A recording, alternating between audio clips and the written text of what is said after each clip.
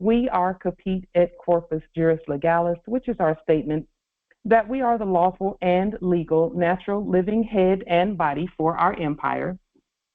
All Moors are the original, indigenous, sovereign, ancient, Al-Moroccan, Moorish-American ascendants of the great pharaohs of Kemet and of the ancient Moabites, Canaanites, Shemites, Israelites, Cushites, and Hittites.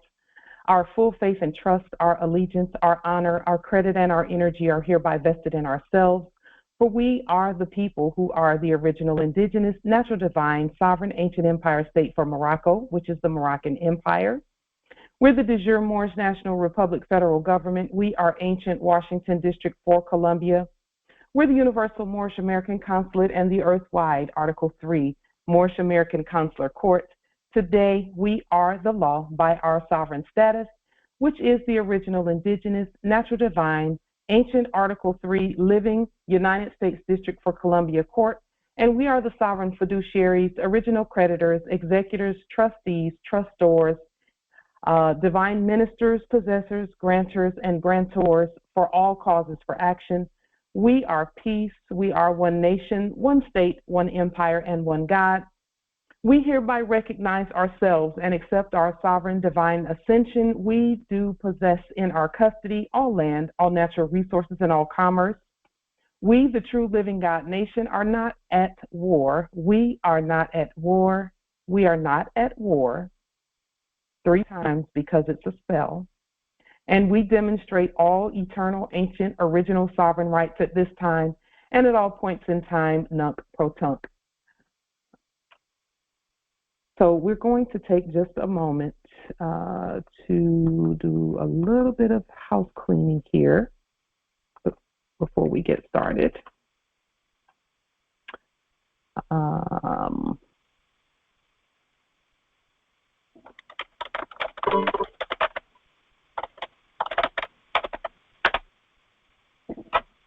Just one moment.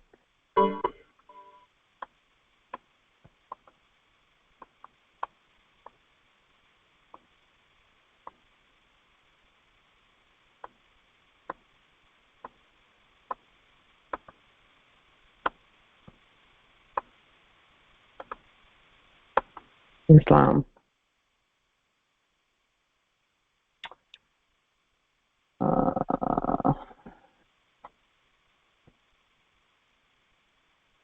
We have some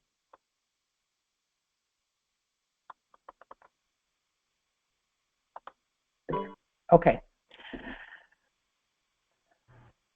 So we do have coming up on the 16th, 17th, and 18th, our full moon fast, our 3-day full moon fast that we do each month. And our fast is according to your will. So however you choose to fast, that is up to you. The fast is, for example, some fast from negative energy, others fast from speaking. They're quiet, they're silent for 3 days. Others fast from food. Generally, we do the water-only fast for the whole 3 days. Some fast from sun up to sundown. However you're led to fast. And you can even fast to some things. For example, some fast to prosperity, and some fast to or in the spirit of feasting. Some fast and they only feast for the 3 days on things that they go out onto the land and pull. So if it's fruits and vegetables, whatever season it is, for that 3 days they eat off the land only. They don't, and then others, they do not touch animals that are walking on the land. So they stay away from any 2- or 4-footed animals that walk on the land for that 3-day period. So again, however you choose to fast, some stay away from sugar for the 3 days, and some live a lifestyle of that. So it just depends on how you're led to fast for that 3-day period. I did see this this picture, October 15th, 16th, 17th, 18th, 19th, and 20th, from 1928, of our Prophet Noble Jure Ali, and it doesn't necessarily have any correlation with what we're doing, but it actually does, because again, they were making observance there of a specific time, and that time happens to fall on the 3 days, or not fall, but happens to land on our 3-day, during our 3-day fast as well. So I thought the picture would be appropriate. It's an energetically powerful time for us. And again, the years 2024 on the ancient moon calendar, 5785 on the ancient Hebrew Israelite calendar, 2025 on the ancient sun calendar, and 10,066 on the ancient Yoruba calendar. And then on the modern Islamic calendar, those dates, for those who use that calendar, it will be the 12th, 13th, and 14th of Rabi al-Thani, 1446 of the Hijri year. So energetically very powerful and very special. We have an infinite number of calendars, so no calendar is wrong when produced by us, okay, and when stated by us, Islam. With that being stated, let's see.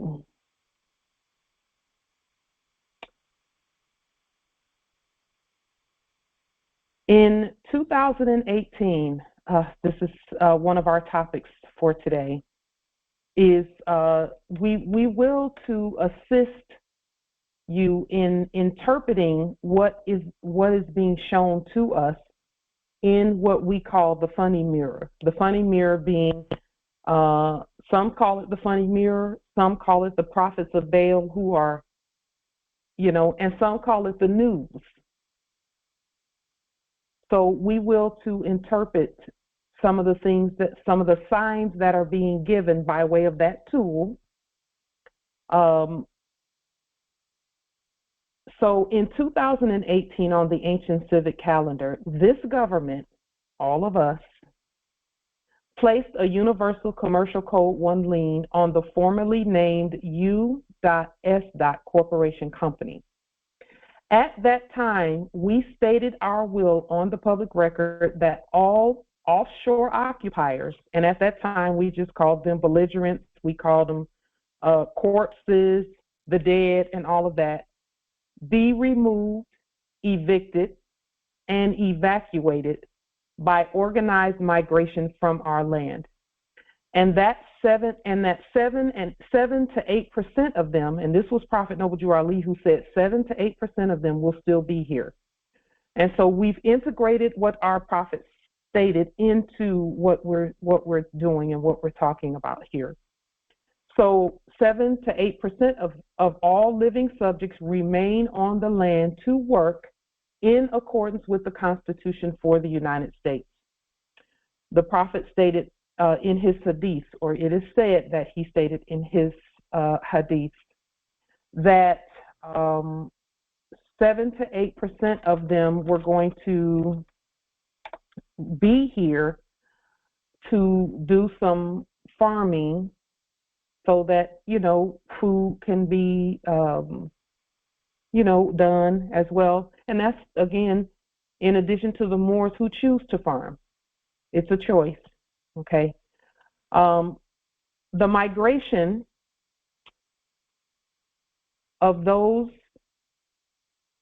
offshore persons began immediately following our proclamation, because we made the proclamation, we put the lien on the public record in 2018, and then we said, okay, start clearing the land, okay? The migration began immediately following our proclamation with the introduction in 2019 of the Corona program. So the program, some call it coronavirus, whatever. The Crown, we call it the Crown program. The Corona program, which unofficially began in September 2019, that was when the announcements were being made that, okay, the Moors have made their statement about where everyone should be and where everyone is going. And, you know, we're, of course, our word is the law. And so preparations began at that time. Just one moment.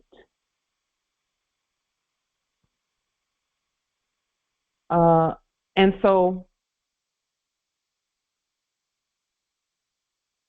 worldwide enactment of that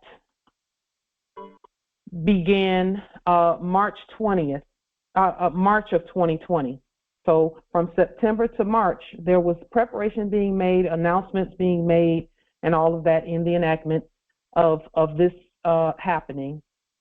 And then this was also the beginning of fulfillment of Deuteronomy, the 7th chapter, verses 21 through 24. And we pointed this out. Okay, just one moment. We pointed this out, Islam. We pointed this out at this time, and we'll point it out once again. This is what Deuteronomy, the 7th chapter, verses 21 through 24 state. It's and this is the Moorish Biblios Heliothek, the most ancient Bible of all time. It says, "You are never to be afraid of anyone, for you are Yahweh at earth. You are a great and fearsome God." And this is talking about us all here, Moors. "And you will clear away these individuals before you, little by little. Because you are merciful, you will not put an end to them quickly, lest the wild animals become too numerous for you." And that just being, we would be so abundant that it would just be overflowing with animals. "But you will conquer them and throw them into great confusion until they are destroyed. And you will take their kings into your hand," which we have done, "so that you will make their name perish from under heaven. No man will be able to stand before you, for you will destroy them." And again, we are destroyers of fraud and falsehood and false identities and false persons and those doing business as prophets who are false and all of that. We do away with all of that. Okay? That is what you are seeing right now, and we're going to just show you some things that have come across the pathway, so that you can see that anything that this Congress puts on the public record is going to be fulfilled, every bit of it, every word. And then should we choose to change any of it, we can change it at any time, as long as we agree. Because remember, we've always stated this, that it only takes one sovereign to run a whole planet, a whole universe, really. However, because there are so many of us, we all are in agreement in the majority. We're competent, we're at peace, and all of that. So those who have eyes to see can see that the migration off of our land began at that time. But let's just show some of that, because when Corona was enacted worldwide, some were saying, some of the occupiers were saying, "I don't want any parts of this. I'm out of here." And they decided to go wherever they decided to go. Okay, we would say some of them decided to do away with themselves, and others went away by way of attrition, what we call attrition. Attrition is those who succumb to whatever the program is at that time.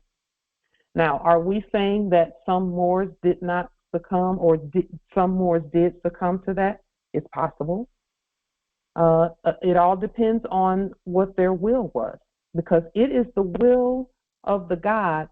We each, before we came here, we said, on this day, I'm going to do this, and at this time, I'm going to do that. And whatever we willed is what happens.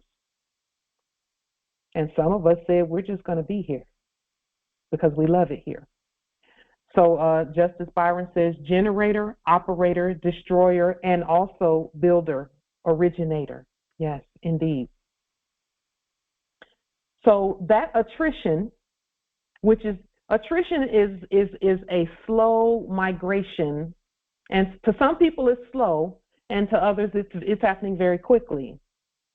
Attrition is when bit by bit, little by little, and then all at once, everything happens, and the migration gets to be more and more. It's like a trickle of water at first, and then it becomes pretty quickly a flow of water, and then it becomes a tsunami. It's like that. So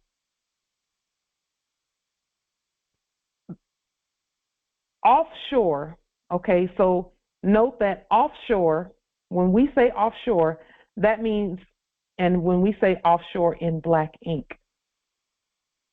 that means any person enacting the use of debt to consume, okay? Because we know debt is not a real, that's not a real means of conveying anything.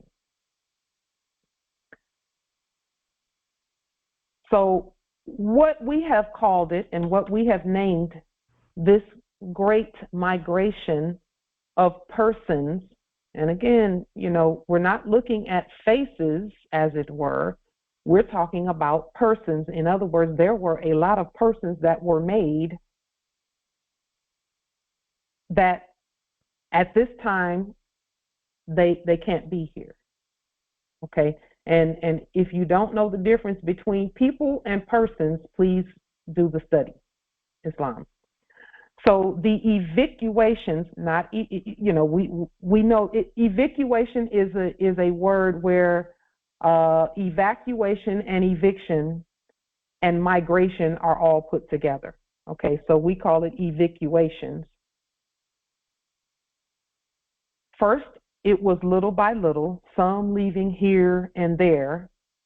Now the evacuations are in much larger numbers, far more quickly, which is appropriate for the largest numbers, with the largest numbers not returning. We do not have to do anything but keep rising. We don't have to go telling people to get off the land. They already know what they're supposed to do. The persons that are leaving know what to do. Our ancestors will do the rest.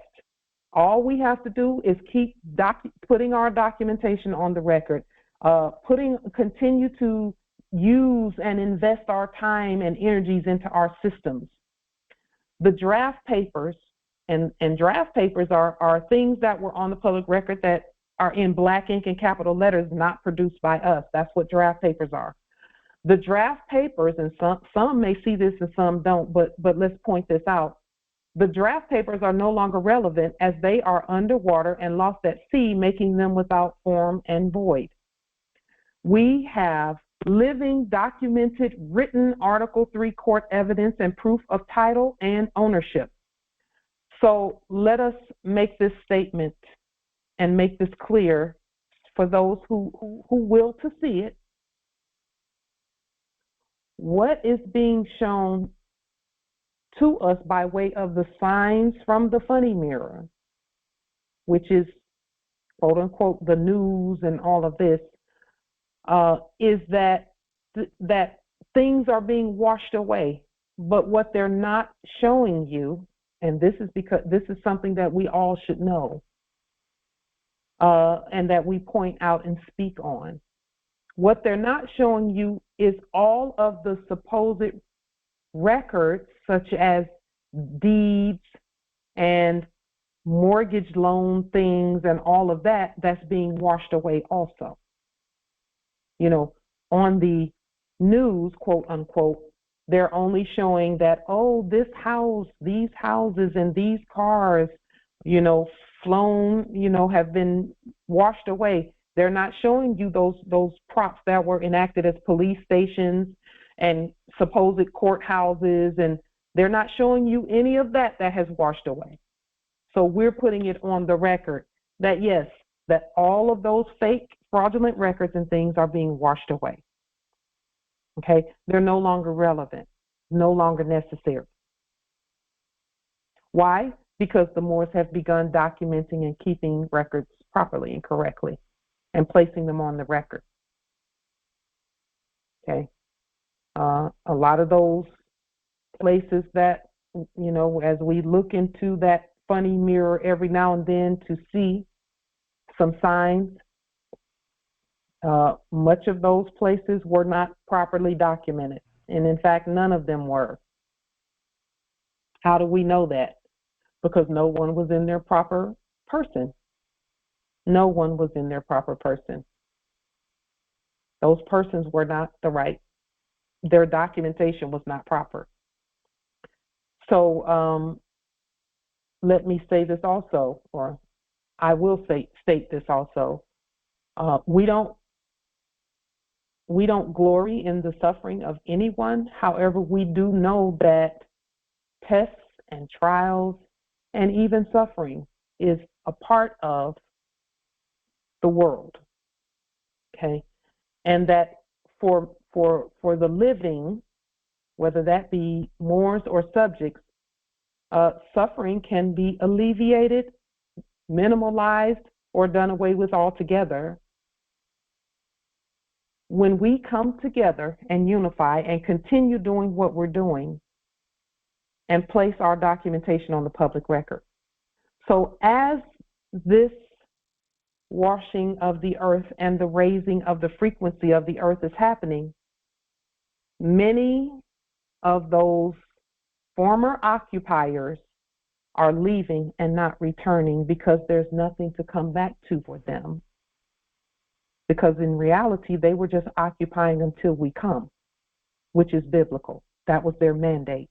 That's the mandate we gave them, is stay in place until we come. And when we come, you'll know when it's time to move. And many of them moved ahead of time. And some are moving. Some don't want to move, but they're still being moved. So as many move, some still stay a little longer. They come and they rebuild and do whatever they're doing. However, when the time comes, as we continue to populate the earth even more, because make no mistake about it, our birth rates are about to go exponential times exponential. And so as we continue to populate and build and grow and state and put our documentation on the record, we're the only ones who have living proper documentation because we've been working at it for years. Just imagine, and you don't even have to imagine it because they're really not there, all fake courts being gone, being washed away. Well, who's to claim the earth? Oh, no worries. We all have documentation on the record. We've got titles. We've got even deeds to go with the titles. We have money. So when banks, quote unquote, when those buildings that were previously being propped up as a bank are washed away, guess who still has money and lots of it? We do. Because we've prepared for this time. And the more we prepare and continue, and it's not even preparation. At this point, it's full-blown governing and ruling and having dominion and reigning and covering and recovering the earth and the world. So let us just show you briefly some of the how some of the, the map is being put the way it's supposed to be put, and we have full authority over all of that. So any previous roads, quote unquote roads, that were being claimed away and new. And see, because we put our jurisdiction on the public record so many times by so many of us, and continuing to do that, we are seeing that anything that's being put up, they're using our banner to do so. So any rebuilding is being done under the authority of the Moors, the nation, the government. Okay.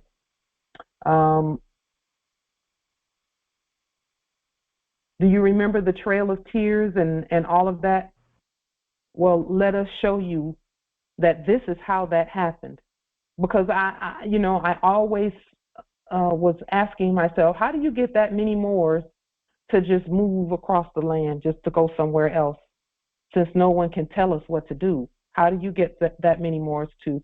Well, first the Moors have to allow that to happen first. The Moors have to submit to someone else's jurisdiction, which that's a no-no. We never do that. That's against all types of laws. And then we have to allow someone else to tell us what to do. And we have to accept someone else's person. We have to agree to be their person that they name on a piece of paper, starting with a birth certificate, which we do not do. That's why we've all created our own, both living birth affidavits on 8.5 by 14 and birth certificates and birth certificate bonds and things of that nature, because only more we name ourselves, and we give our person's life. Our persons work for us. All persons work for us. So this is how the migration happened. Weather events and anomalies happened. And this is Florida, for example. Words to think about: eviction, immigration, migration, evacuation. Those are words to think about. Just think about those words. And again, this did bring to mind the quote-unquote Trail of Tears and other mass movements from ancient Morocco to the U.S. and all of that. And then we have programmed ourselves to watch all things. And so as we were watching the mass evacuation, that's everyone leaving, we noticed on this side, on the left side, there were some going in. Most going out and some going in. So we looked to see who that was. And all it was acting police escorts for supply movement. So there were trucks going in, putting in and or taking out and or moving supplies around with, in that enactment, with acting police escorts. So putting things back like they were, or some things along those lines. And then we continued looking, and we noticed that the same thing was happening at other places. This is Arizona territory. They said, get out now, basically, there. And they called it a flood fire enactment. Flood fire enactment. And there it is. And California evacuation. And they said wildfire on one end and other things going on, lightning and things on the other end, and so on and so forth in that enactment. And that was on September 11, 2024 at Califia territory, which is California territory. And even at Mexico, there are evacuations going on. Category 5 Hurricane Milton. No one's saying that, you know, in the funny mirror, very little is being said about how all of the adjoining islands, all of South America, all coasts, everything else is being evacuated as well. Many are leaving and not coming back. But again, according to the ancient writings, this is a controlled movement. It's not chaotic. It's not unplanned. It is very, very strategy oriented by our ancient ancestors in terms of weather. And, you know, we know that we are our ancestors returned. And so as places are being cleared out and the migration is happening more, this is the way to interpret it. Yes, take a look at it, but keep building and keep moving and keep going. Can you imagine how many quote unquote courthouses and how many quote unquote police stations and all of that have been gone and no one has said anything about it? That's because they're not the law, we are. And so as all of that is being washed away, those that would be affected by it are going as well. We have nothing to fear at all. Nothing to fear at all. And again, Morris, it is according to our word that all of this takes place. Now, I will say this, preparation for this, Islam Justice Morpheus, preparation for this was actually Hurricane Katrina, was preparation for this. And again, we don't glory in mass casualties or mass loss of life. We don't glory in that. But we do know that there is a mandate that we have placed on our land. And so in preparation for our coming, for our return, which we really never left land, when we put something, yes, indeed, we can open the meeting for those who will to come in the inbox. Thank you. The Congress is open. So be aware that your word is being honored in a very public and massive way, and the whole earth can see it. The entire earth is watching how we stand, we proclaim, and all obey. Are there any questions, comments, wisdom? And these are just a few. I only pulled a few evacuations, but they're happening all over the place, all over the place.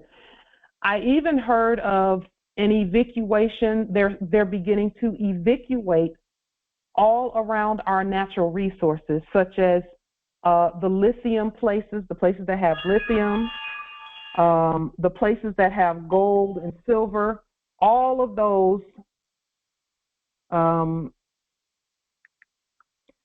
those places are being evacuated, okay? And not only are they being evacuated, but you can see our subjects there with our flag, our banner rather, starting to surround and protect those places. And meanwhile, making sure that those that are being evacuated are being moved safely to where they're going. Okay? Because again, we are not cruel and mean and hateful and mad. We're none of that. We take care of everything and everyone. Okay? When we say move, it's movement, and we do that in love. We're always doing that in love. Thank you for that in the chat. We're going to unmute. Are there any questions, comments, wisdom from this holy conference?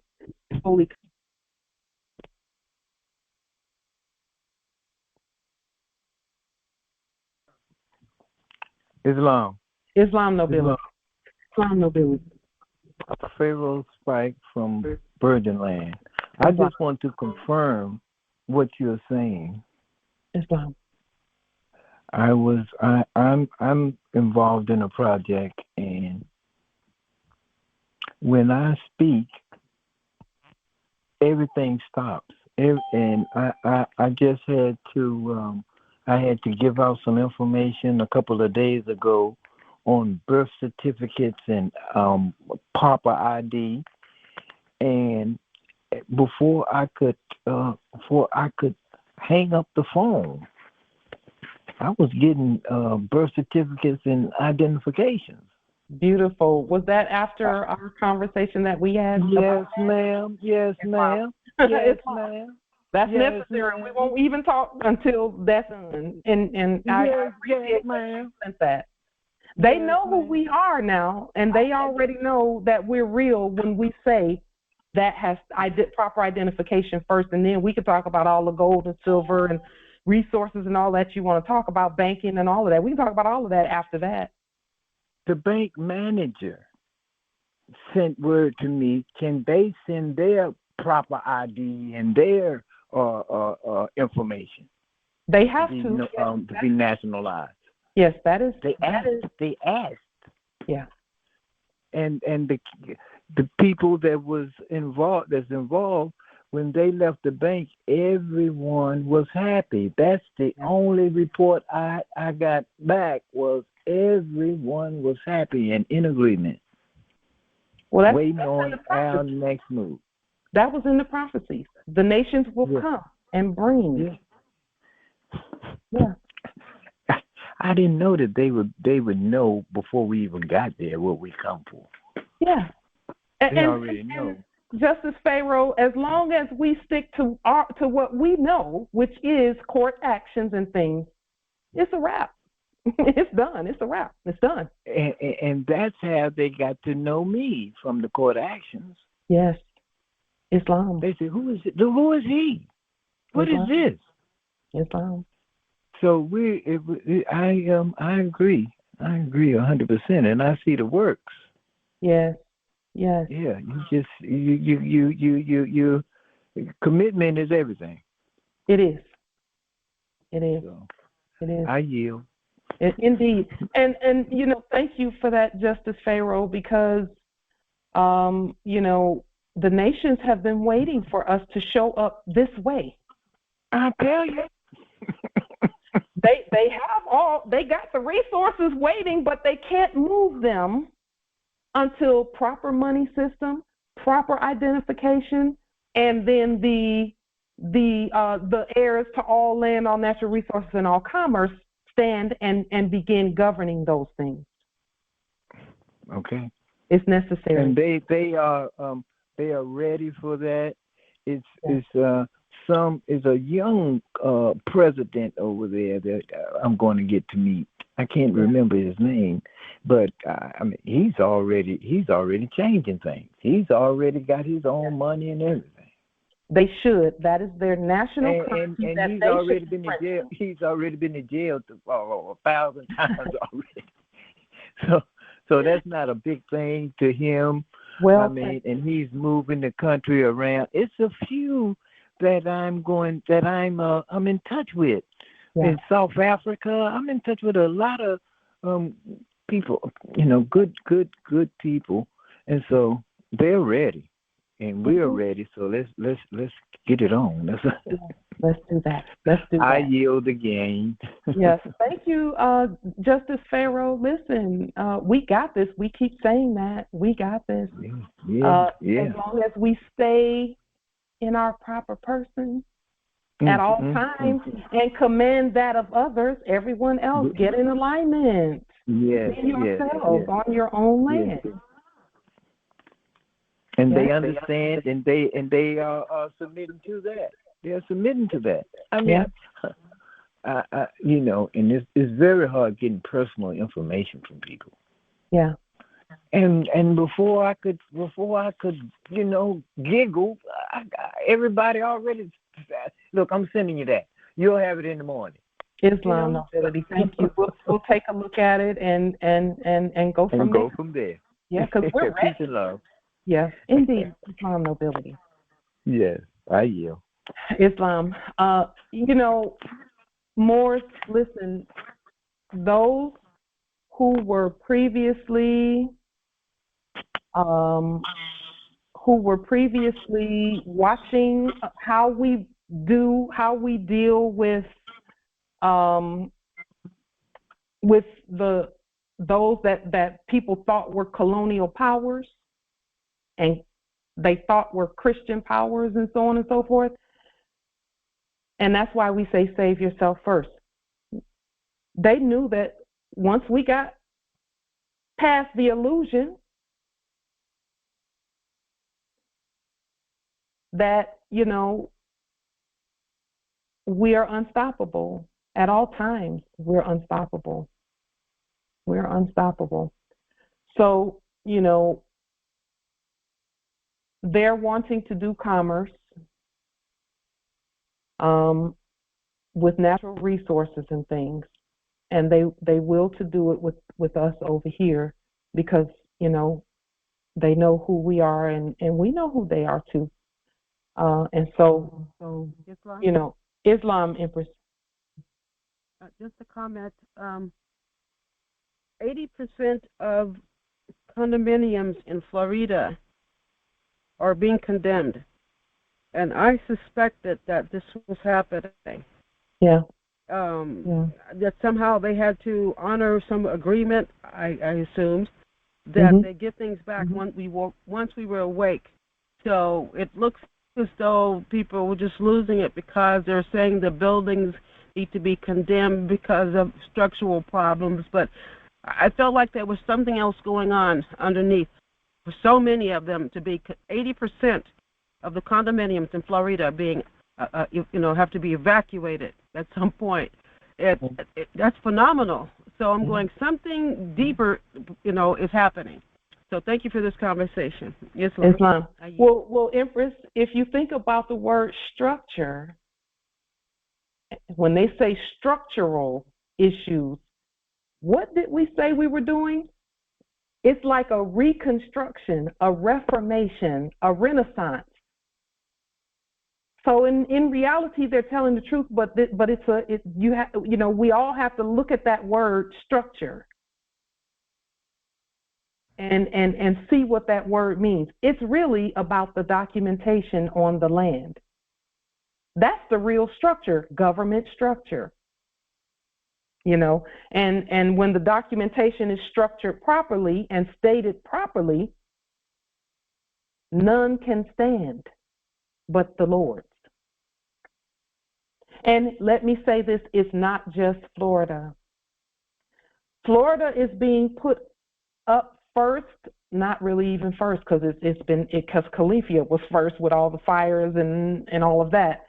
But Florida is being emphasized because of the Alhambra, the Red House is Florida. That's why Florida. And each place that those things have happened, because if you'll notice, Helene, quote unquote, Hurricane Helene, happened in 6 of what they were calling the original, the 13 colonies, quote unquote. Well,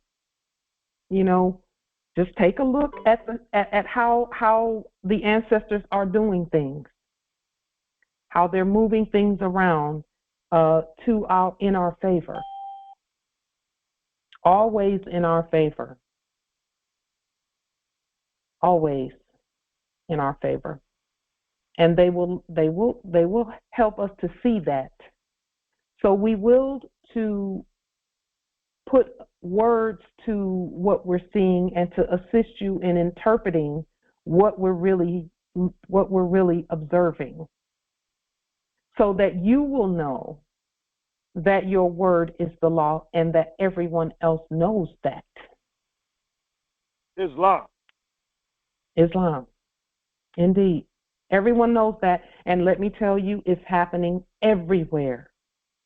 Everywhere. And the only reason that there's anything, resembling all of that, a bunch of people is just the eyes to see. Just have the eyes to see. What was also being stated or shown to us, rather, they were saying, hey, Moors, you all have the whole middle of your land that hardly has any people there. Well, we were there at one point. That's the Grand Canyon area and up through the Midwest and Chicago, Illinois, and Wisconsin and North and South Dakota, and all up in that middle corridor, all along the San Andreas Fault line. They were saying there's plenty of land there, Nebraska and things of that nature. Well, we are aware of that. We are aware of that. Each one of us has such a vast estate that it's not going to be a problem covering all of the land. And here's the thing, with every volcano that happens, the volcanoes are spewing up land, and when the land hits the ground, it's expanding the estate so that our heirs to come, and for generations and generations and thousands of generations and will all have plenty. See, there's no shortage at all on our vast estate, no shortage. And because you and we have decided to put the documentation on the paperwork that cannot be washed away, because as long as it's up here in our minds and in our consciousness, even if it were washed away, which it will not be, we could easily represent original documentation with our seal. Abundance. How come you can't get first down? Abundance every day. Abundance, abundance, abundance. So, so we will that you know what you're looking at. Are there any other questions, comments, wisdom about what you're seeing? Now, there will be other events that happen. Islam, Empress. Oh, Islam. Islam, Empress Shasha. Empress Shasha. I just wanted to add in to what you're stating. When I saw the document that you put on the public record, the Universal Condemnation and Redemptive Imminent Dominion Law. Yes.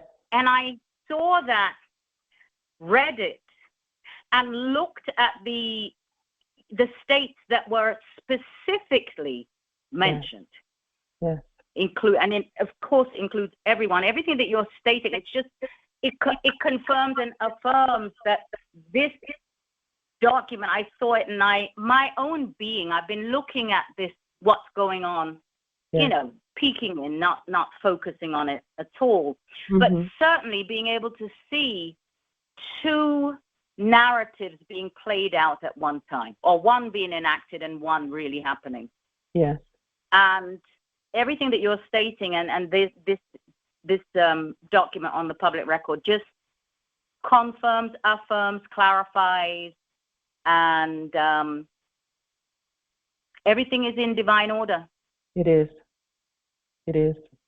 Now, Empress, you know, especially, and I thought about you, I thought about others, I thought about those that are specifically at the territories where these changes are happening.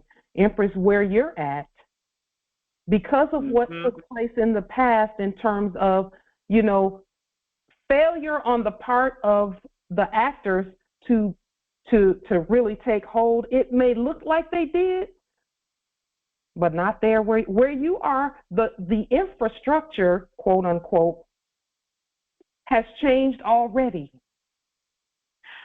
Listen, yes. Carry on, yes. Yes. And I know you know this, Empress. It may have felt like you were losing, you know, connection and things like that. No, actually, connection was being established there. Yeah, I'm not, yes. I see it. I mean, it's like I said, there are two and multiple narratives, but in particular, but it's so clear, at sometimes more clear than I could even imagine. Yeah. And what also is clear is that the aliens whom believe that their enactment as to pinning and putting foundations is completely delusionary and illusionary on their part. They need to be committed to an insane asylum. You are absolutely correct. That is absolutely correct. They absolutely sound crazy to me when I hear them. Listen, and another thing happened this week. I'm not going to get into it, but yes, they are out of their tree. And I think they know that they're sounding crazy right now. They know that. Yeah, they do know. They do know. But what is interesting, they do know. What is interesting amongst the Moors, the sleeping ones, it is amazing.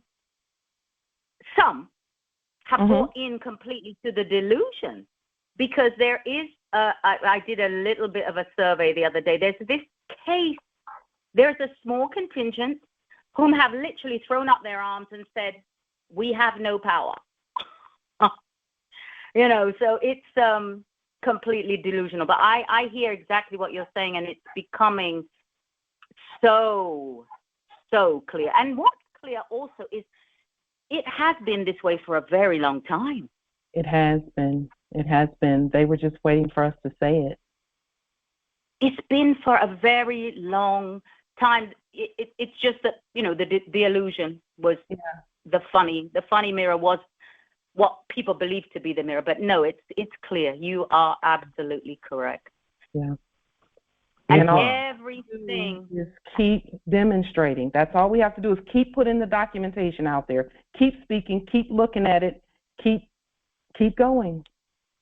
And that you know, I did the same document, the imminent dominion law. I put it, and I'm uploading to, you know, YouTube as well, and I'm just continuing. That's it. Empress, just know that they specifically wanted you to stop. Specifically. I know. I know. And the moment they saw your energy being raised, they said, we better try now, because if she gets past a certain point, we're not going to be able to even affect her at all. They knew that. And it is over. Yeah. It is over. Yeah. So, yeah. And we affirm that it's over. It is over. I affirm. Yeah, man. Yes. I yield. Thank you. I yield. Islam. Justice Willie. Oh, you know my voice, even when I try to change it up, man. Come on. Yes, I do. It's unmistakable. Yeah. How are you, my dear? All is well, as you can hear. All is well. Wonderful. So this week I saw a guy on TikTok saying that he's making an announcement that the United States Incorporation and the IRS together no longer exist or something like that. Correct. How long have we been saying that? Is that fact? Because I asked him where's the evidence. Like, people said that they're still doing business, and it's just a couple weeks ago I got a 98 EIN for my trust. So, and by the way, I need to ask you, do you recommend using that? I recommend. No. Just a moment. Empress Shasha, we can still hear you. Oh, I'm so sorry. I thought I'd muted.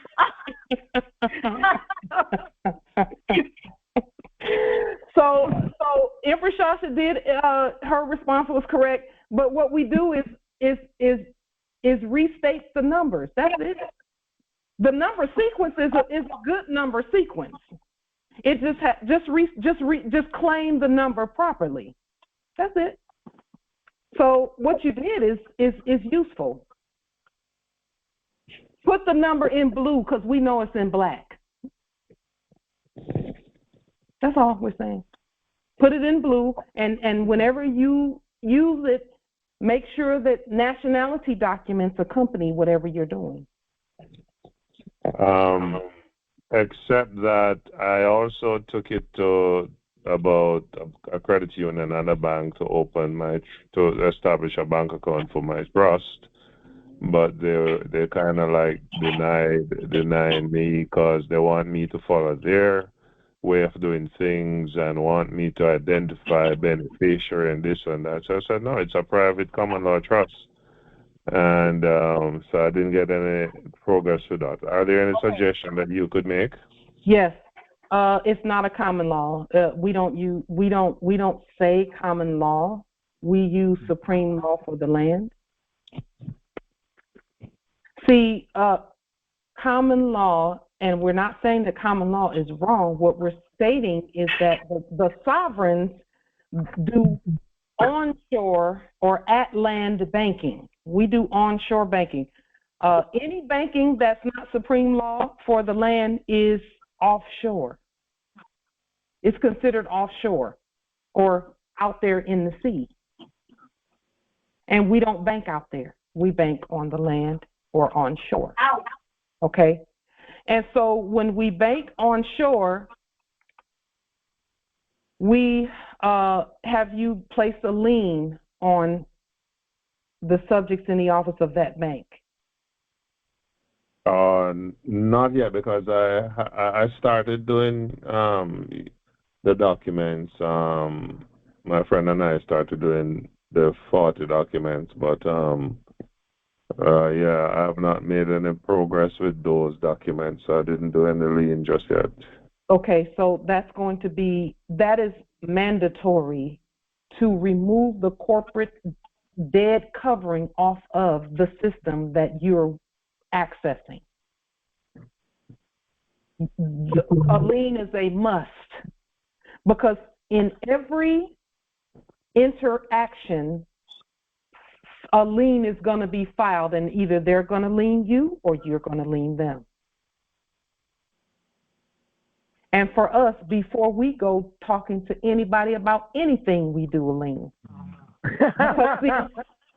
Why? Because we have to establish who's the real creditor and proper identities.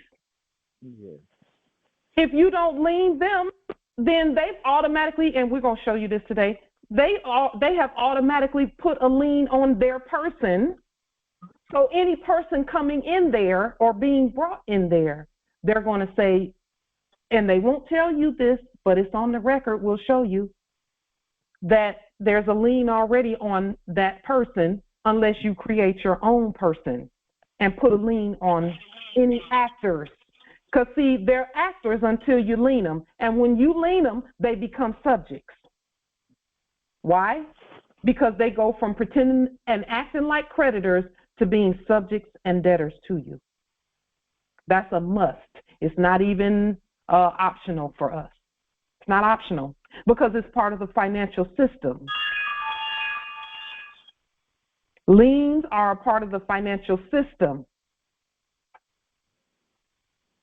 This is what we're seeing. Are there any questions, comments?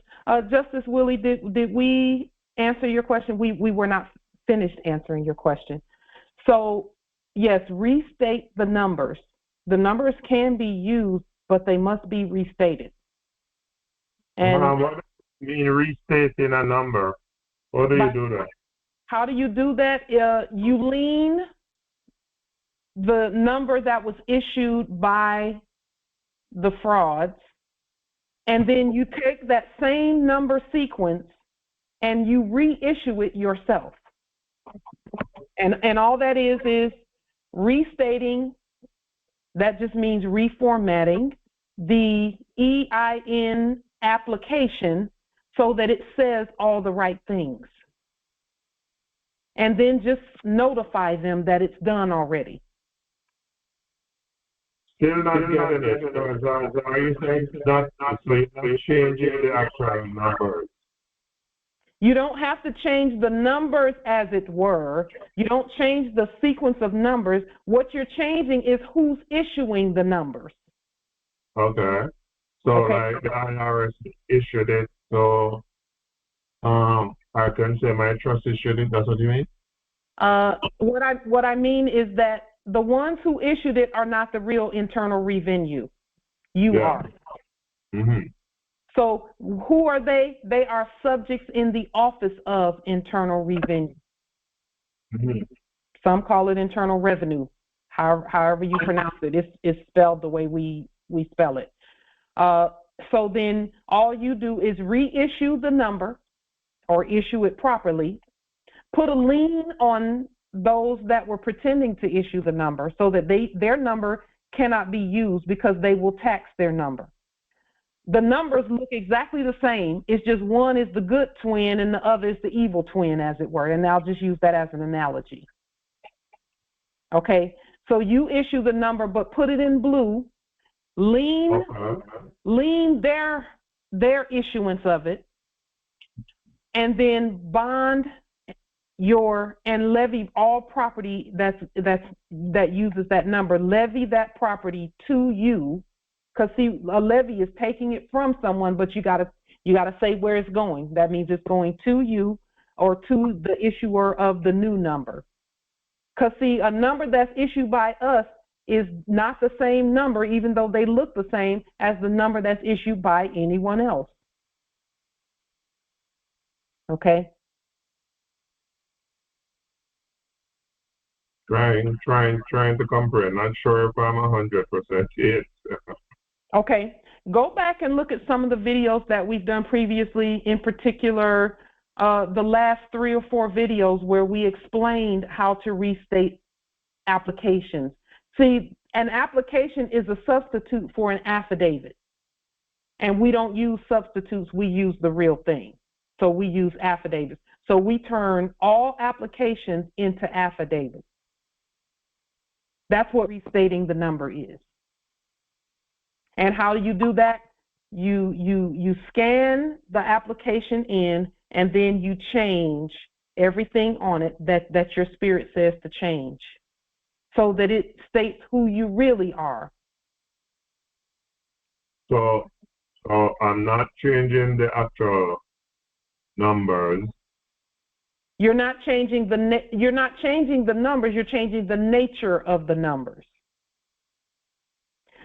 When the numbers are issued by fakes and frauds, it's a war number. It's a number used to war against you. Okay. It's numbers used to attack, and to tax, because the root word of attack is tax. Mm-hmm. But then when you issue the same, it looks the same, but it's in blue ink or red ink. When you issue that same group of numbers, same sequence, then it's the nature of the numbers change from a war number to a peace number. Same numbers, it looks like, but one is war and one is peace. You issue the one that does not war against you, but that works for you. And you could, like, you maybe put something in front of it, like a couple letters or so? So this is I'll just put it on the screen really quickly because that's any opportunity that we have to demonstrate this, we will. So for example, let me just put this the way that. Okay. So this number right here might be the let me just put this here, EIN that they issued, okay? It's issued by frauds, it's fraud. What you're going to do is restate that number. You're going to put it in red first. If when doing affidavits, you put it in red, and then when you reissue it, you are the internal revenue, and you're notifying the subjects in the Office of Internal Revenue Service. And when you issue the number, it's going to look like this. And it's going to say,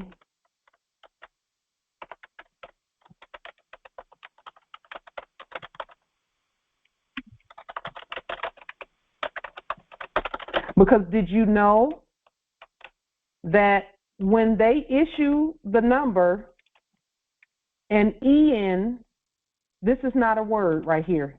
This right here, that's not a word. Okay? And so they get to define that word. And when they define it, it's always going to be defined as a debtor. Oh. But when you spell it out, you're spelling out that you're the employer, okay? And not the debtor. You're the head and not the tail. Okay. Okay? And you don't put minus signs in between the number because you're not a debtor. Because even if you were to work that out as a math problem, it would still come out a negative number. And even if it came out a positive number, because two negatives make a positive, even if it were to come out a positive number, it's still going to be a debtor number because debtors issued it. Right. So you have to reissue this number correctly like this. This is how you would issue that number.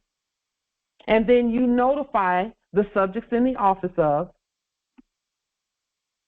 Internal Revenue that the Internal Revenue has issued this number, and this is what it looks like. Okay. Yes. Because the subjects in the Office of Internal Revenue Service work for you. You don't work for them. Okay, so you don't change the number. You just change the color, and you spell out the number. Spell it out. Yes, but let me explain to you that it's not the same number. It looks the same, but it's not the same number. Or one is black and one is blue. Yeah, and let me make this distinction as well.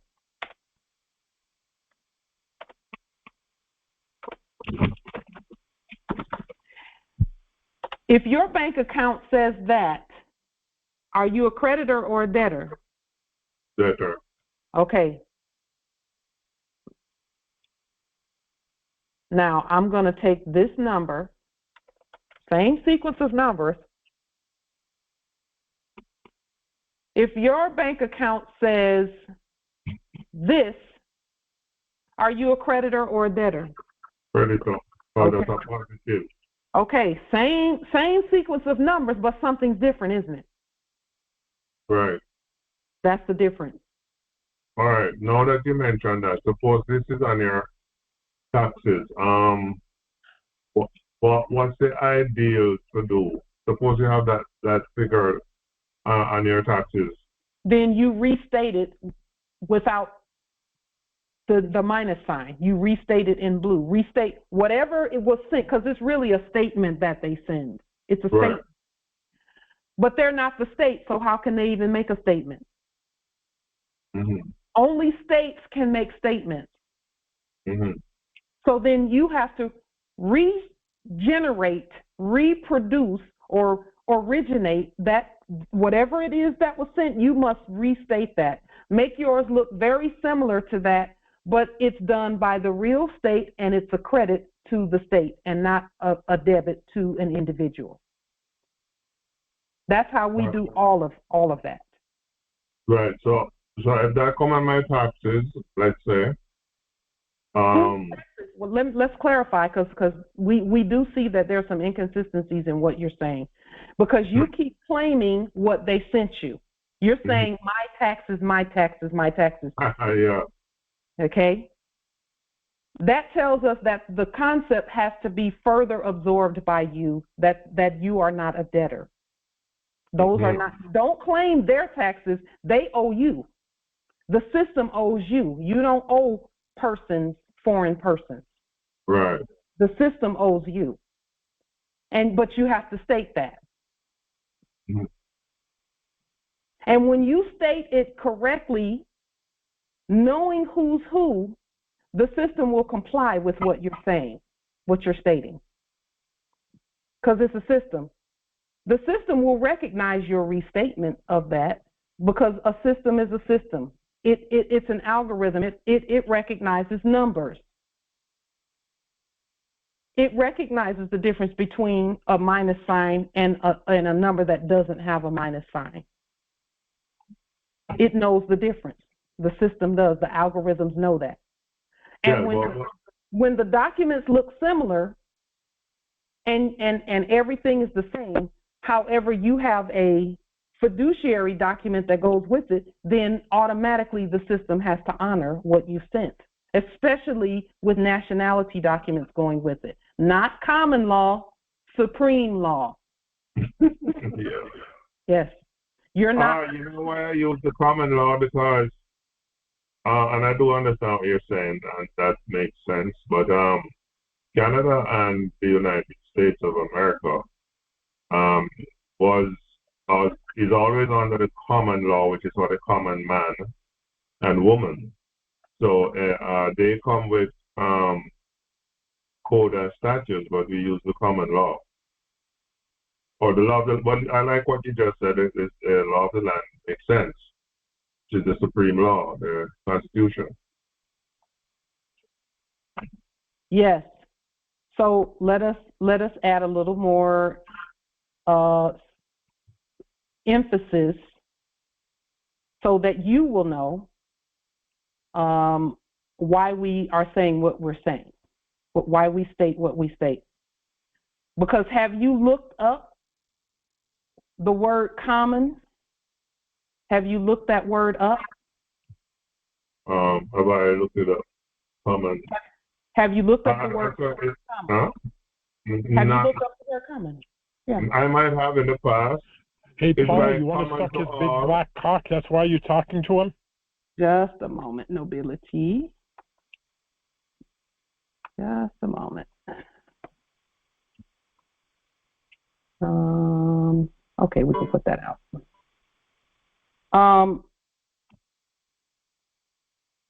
Let's look up the word common and things that are common in the dictionary. On the screen is Black's Law Dictionary, 4th edition. Mm-hmm. And again, you know, we are the ultimate Phoenicians. We state what the words mean. But let's just look that word up really quickly so that you know.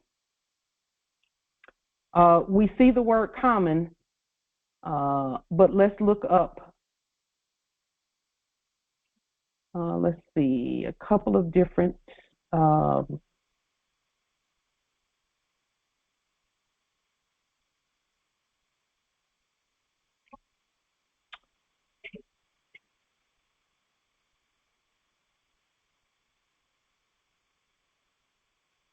just a moment, because we just did this study. Common law action.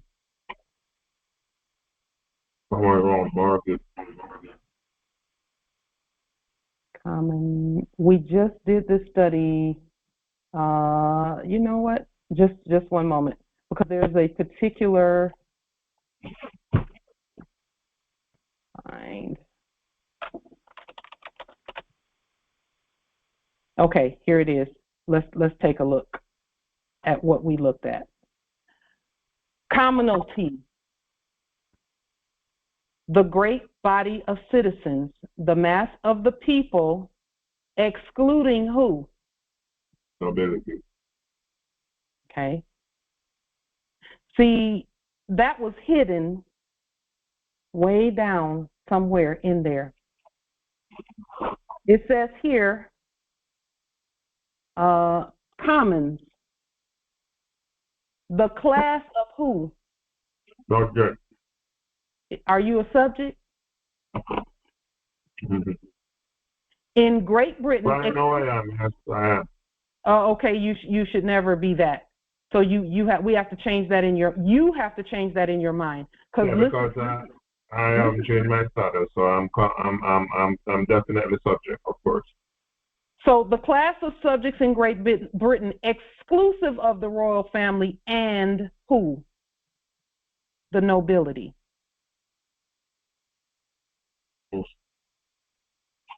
Yes? So common law and commonalty and things that are common are exclusive of the nobility. That exclude the nobility because we govern all of that. Mm-hmm. Okay? Right here, commoner, that's someone who would use the common law and things of that nature. One not of the nobility. Wow. And the common era is the same as the Christian era. Okay? And we're not telling people who to be in terms of whatever. We're just telling you what a commoner is, the difference between a commoner and the nobility. We are the nobility. Okay? Nobility means money. It's a gold coin. It's also having hereditary rank or title. Okay? A leader of men hired to break a strike. Nobleman, a titled person, one of the nobility. Nobleness, excellence, grandeur, dignity, magnanimity, elevation of mind and of condition. It says it right there in the dictionary. Okay, nobility, high station or rank. Wow. Okay, so I will just tell you that even though you have claimed to be a commoner, you're still not a commoner because your blood hasn't changed. Amen. So, and that's why you're having the results that you're having, is because they know that you're not a commoner either. Okay. Because see, if you were a commoner, they couldn't be commoners. That would make them something different, and they know they're not anything other than that. Mm-hmm. But I wanna take you back on the taxes, though. How do you? Because you know, as you have that. Empress Life, can you unlock, please?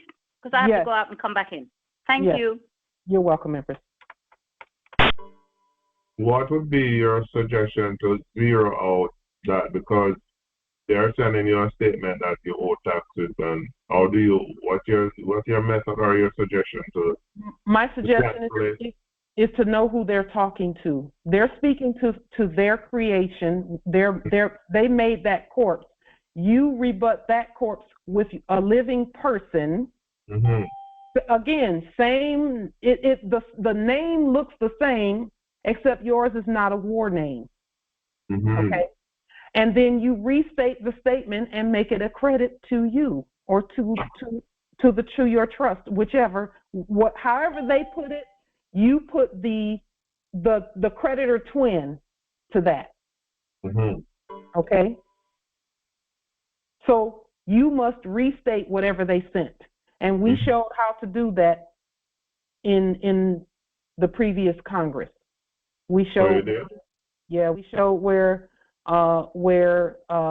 subjects in the Office of United Services Automobile Association sent a document to their corpse, and we corrected the document We created our own document, and the effect that it had on the account.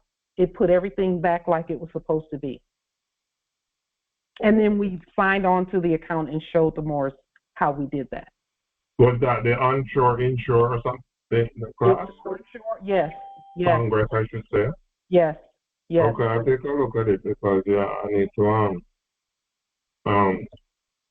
cancel out that debt.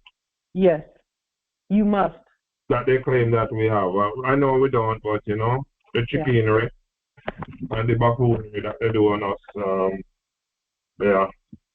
See, when they're not talking to you, that's a system-generated piece of paper that you have. Mm-hmm. And when you correct it, and it will look very similar to the one that was sent to you, except it'll be in blue and it'll have a credit and all of that. When you correct it and you send it back, a subject is going to scan it in, and the system is going to do the calculations and everything, and it's going to zero that out. Because see, all it is a system where subjects are. The subjects aren't doing any calculations or anything. We do all the calculations, and then we send it. And when we send it, it's scanned into the system, and the algorithm says, okay, these numbers look similar, like the same account, except one has minus signs and one doesn't. And then it will see two numbers, and those two numbers, one will be a negative and one will be a positive. Well, what happens when you have a negative and a positive that are similar? Mm-hmm. Zero. It's zeroed out. That's how you zero out the system as a sovereign. And your nationality identification should go with that, or the fiduciary document should go with that, with nationality paperwork on the public record. Awesome. Yeah. I'm working on the status. Yeah. Marco, I have done some work in the past. Well, sorry. I was just going to say, status is not difficult. It's not a long process. It's just you just do it. Those first 6 documents, the 6 documents that we talk about all the time, do those and then demonstrate. You don't, the 40-something documents, that's over time, but you should be working on them. But those first 6 documents, starting with name change and judicial proclamation, those 2 at least should be done. Mm-hmm. Because see, maybe you can lose your house like Aisha did. Maybe you'll get evicted like Aisha did. You dummy. Thank you, Ravana, Empress Ravana. The 40-something documents simply makes it so that you have the authority to move money. You know around. That Aisha was evicted. So you have the authority to move money around, or credit, or whatever it is. You have the authority to do that because one of the 40 documents is something called a currency controller. Right. So you can move those credits, and put them in the place of debt. Yeah, but I have friends who are doing your process and they're getting fantastic results. Even just a couple of days ago, someone told me that the bill companies said that they won't be billing her any longer. Yeah, Islam. Yeah, so when we do the work, it's positive, Islam, indeed. Okay. Indeed. I yield the floor. Islam. Thank you very much. You're welcome, nobility. Moors, just know that there's none to even rebut you at this point. The infrastructure from the previous, and I'm putting infrastructure in air quotes because there really never was any, but that thing it's been washed away, essentially. Washed away.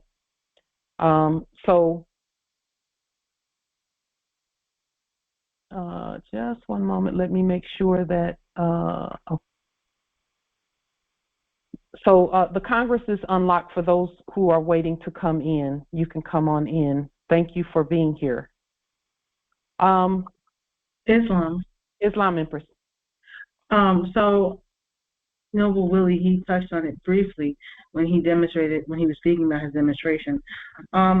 So when it comes to leaning the system, whatever the system's name, whatever it is, TD Bank, Wells Fargo, whatever, the universal lien that was initially done for all banks that you beautifully crafted, that could be applied with the United States lien and the lien on the nom de guerre, right? And that would be sufficient?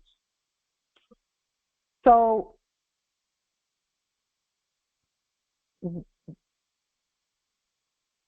all sovereigns, I'm going to answer that question this way. All sovereigns must be competent to govern their own estate. So the lien process is a natural, everyday part Aisha was evicted of the estate. Thank you.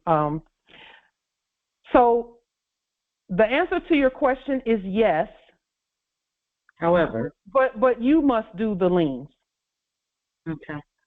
Okay. So in other words, everyone can't just count on the liens that we've done. Yes, they were coverage. But there must be other sovereigns governing the estate as well, because we all do it together. Okay. So other Moors doing the liens, because see, that's the way that you know who you are and know your power and your authority. Yeah. Well, I've restated the United States one, and I've gone ahead and expounded on it with adding, DUNS numbers and EIN numbers on that, the corporate United States lien, and then what I haven't done yet is the system bank lien is yet, but I've done previously my own account, the account, and made it my own by the restatement of the documents and the names and numbers. Yeah, they were just actors. They were never a bank. So we just stopped them from acting. Yeah. We stopped them from acting like a bank, and we put subjects in those places. Mm-hmm. Subjects in the office of. And that's what liens and levies and bonds do, is they say, okay, you're not an actor, Susan, you are a subject. We change their identity when we change our identity. Yeah. Yeah. We take back our place, yes, with the proper status. And also, I don't know, I was reading or going through my phone messages and whatever, and saw the de-dollarization BRICS, and they had mentioned that the corporate India, because they're so corporate, has stated that they wish to use the fiat for trade. And I was like, y'all don't even have the jurisdiction to even make that statement. It's like the contract is way over, it's been over, so there could never be fiat still for any type of trade, commerce, or otherwise. Yeah, don't listen to them, because they just be talking to each other. They just be babbling. They babble a lot. And again, like we were saying earlier, they should be committed to institutions, to insane asylums for that babble. It doesn't make sense, and the earth and those that can hear don't even. It's like, who's making that stupid noise, kind of thing. Right. Yeah. So we don't even let it bother us. We just keep on moving, because as we stated at the beginning of this Congress, all we have to do is keep doing what we're doing. That's it. That's it. Do you use Islam, Empress? Yes, this is Empress Imani. As it relates to liens, now, how does that apply to employers? And before you respond on that, I'd like to add this scenario. Technically, I am on a undocumented leave of absence, and they sent me these forms that I need to, or application that I need to fill out. Well, immediately I go to, okay, I know I'm going to have to put this on moorishe letterhead, and I got to make all these other additional changes that I'm not exactly sure on yet until I go through the application, but I do know that that is a part of it. I still have to restate it. The other thing is I just liened the company a few days ago, so I'm waiting for them to actually receive the lien. And I know a whole lot of other things is going to change. So this may be something that maybe we can go into later. I don't know if it's going to really take up a lot of time here. I'll just kind of leave that up to you to kind of let me know which way we need to kind of go with that. I do need some assistance with it because this is something new and somewhat different. Okay. So, Empress, the remedy is the same, and the remedy the remedy is activated with you, just like with Justice Willie. And I'll just use this form on the screen as an example. This is a 1099 - or -A. Whenever people fill, if anyone was to fill this out in the state that it's in right now, which is not a real state, then whoever receives it is going to say, okay, we're going to send everything to us. We're not even trying to hear anything they're talking about. So as far as we're concerned, we'll just choose the word abandonment. So they're telling us they're abandoning something when they know good and well you're trying to acquisition. Okay? So it's all forms are purposefully left open-ended. It's up to us to close the ends. And so what would we do? When you're restating something, first you look at proper identification of the parties. Lender's name, street address, city or town, state or province, country, zip or foreign postal code, and telephone number. This is open-ended because the word "or" is in there. And we don't leave it up to them to choose which one of those is applicable. So what do? If I were to restate this document, I would start first by removing some of this fraud off of here. So this is how I would remove the fraud.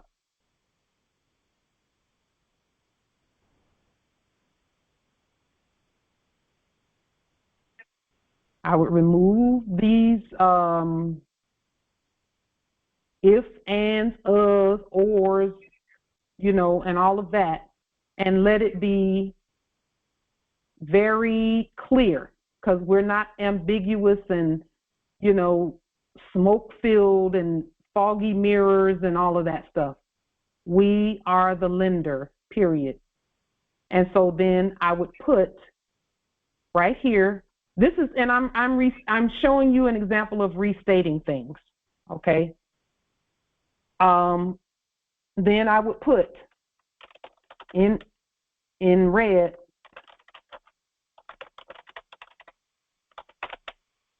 and I would spell everything out.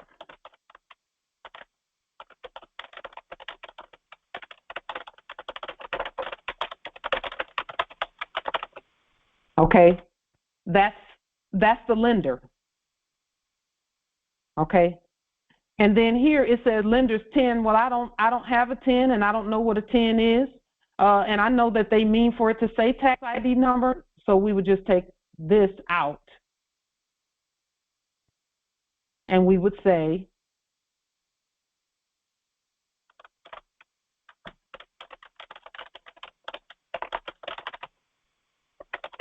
and spell everything out.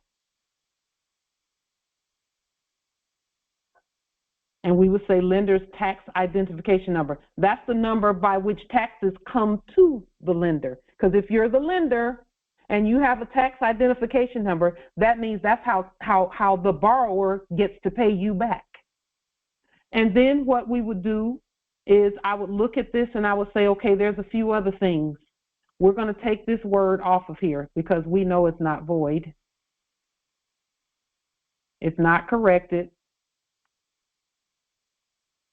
And if there had to be a word up there, we must, and this is a must. We must give it the right name.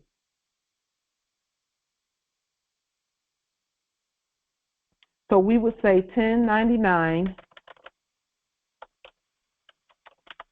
acquisition.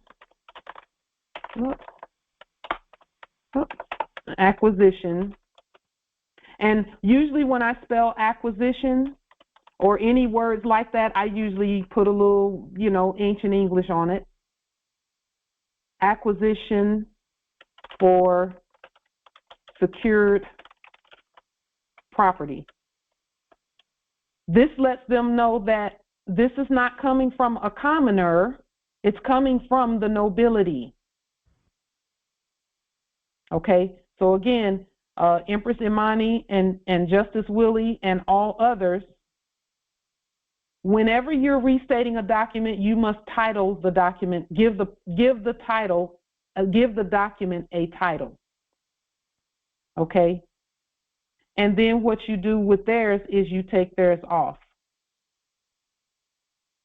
and put yours there, put your title there. So I would take, this is me taking the time to restate a document. But won't they reject it and say that you can't change their document? If you're talking to them, they will say that because you're talking to them as if they have some say in the matter.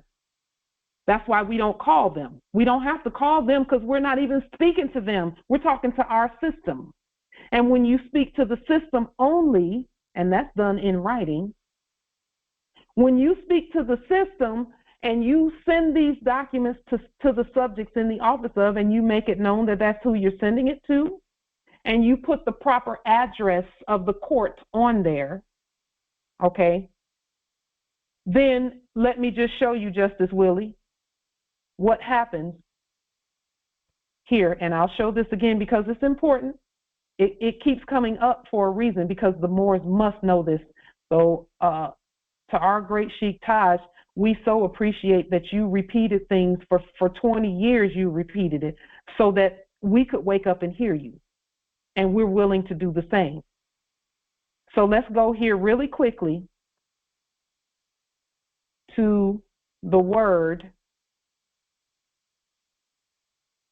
to make this really clear.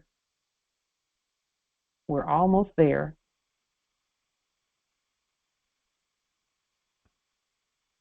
Here's the word, this beautiful word that we love so much. You must send it to the proper address, Justice Willie and Empress Imani.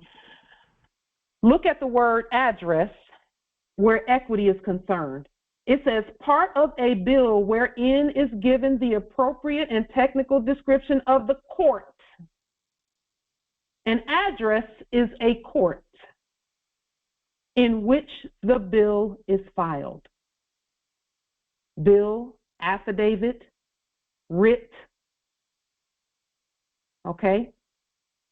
So you're always speaking to your court by putting the proper address on there. What does the proper address look like? It's going to be in blue. It will have the name of a subject on it, and it will have everything spelled out. Okay? Everything, don't abbreviate the word street or drive or avenue or southwest or northwest. Don't abbreviate anything. Spell everything out. And then you don't need a zip code when you're doing it that way. And trust and know that the post office is aware of that because we're the post office. We made our subjects aware of that. Okay? And then you must use the government mailing process, which does not require fiat. Okay?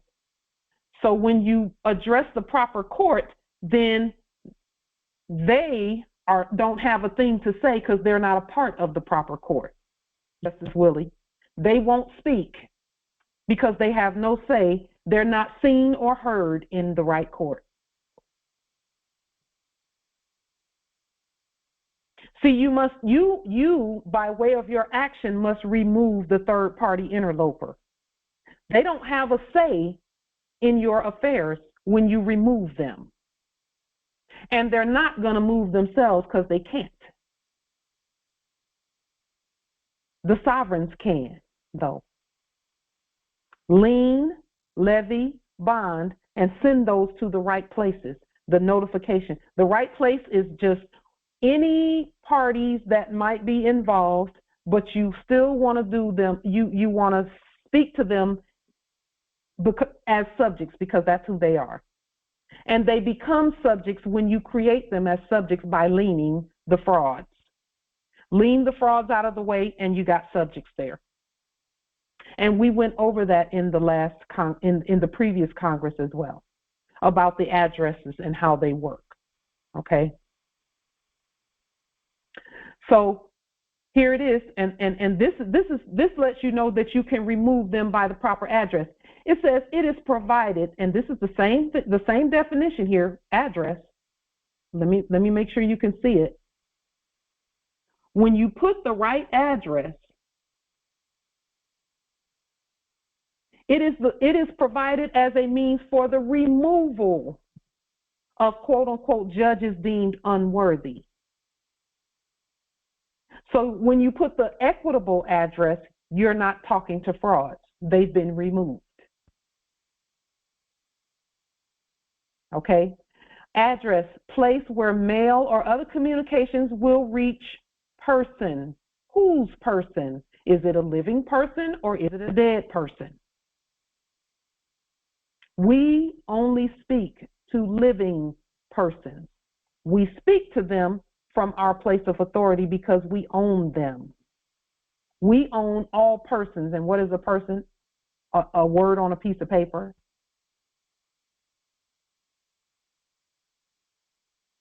This is how important the proper address is.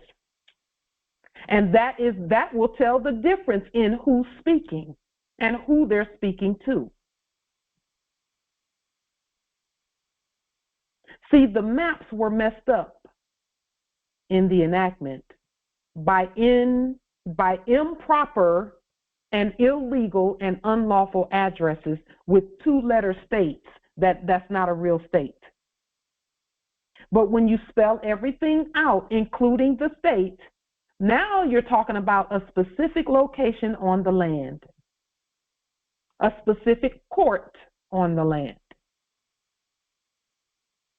Does that assist you, Justice Willie and Empress Imani, in terms of restating the documents and then sending notification to the right place so that you'll get the right outcome? Sure. Okay. On that, Do you UCC? The UCC?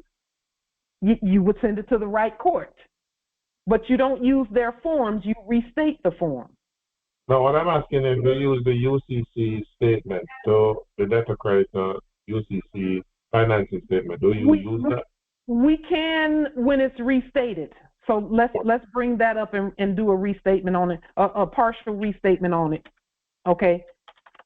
Because the restatement piece is so important. We can just pull one up from just about anywhere because it doesn't matter. We're going to restate it anyway. So let's pull one up really quickly.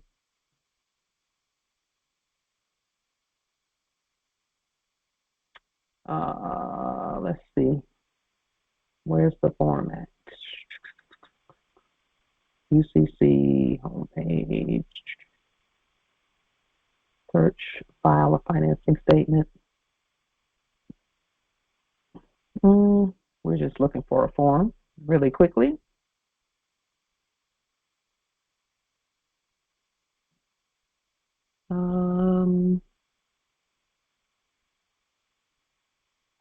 Empress, you can go back. It was there. It was in the tab. It was? Yeah. Here's one of my Empress. Okay. So when we restate this, the first thing we do is start adding color to it. So we put some red here. And some people might think that this is not necessary. It absolutely is necessary. And I'm not making this perfect right now because for the sake of time, but when we were doing this, we made it look really good. When we restated it, we made it look really good. So you would make all of these red. Islam, Empress, I can make an analogy right quick. For, black and white movies, right? Mm-hmm. And then they have the technology to add color to them. So imagine you've seen a black and white movie, and then they did an edit for adding color, and they just added color to certain, parts and certain scenes and certain, things without adding color to the whole movie. Wouldn't that mess up the experience of the movie? Because you're looking for color, and it's not all complete color and living color. The same with the affidavits that we restate. You have to add color to the entire document to give it new life and new meaning. Yes. And perspective. Wow, that's brilliant, Empress. That is brilliant because you know what? Even in those types of black and white movies, you can make someone that has brown skin look like they have pale skin. And it's not about skin color, we know that. But for the sake of the movie, you can make someone look dead who's alive. And so on and so forth. You can change the colors of a flag in a black and white movie and have it be a color that it is not. Or you can have it be the color that it really is. In a black and white movie, a red flag looks black. That's brilliant. Now, Universal Commercial Code, the letters UCC, just know that UCC does not mean what you think it means if you're using their form.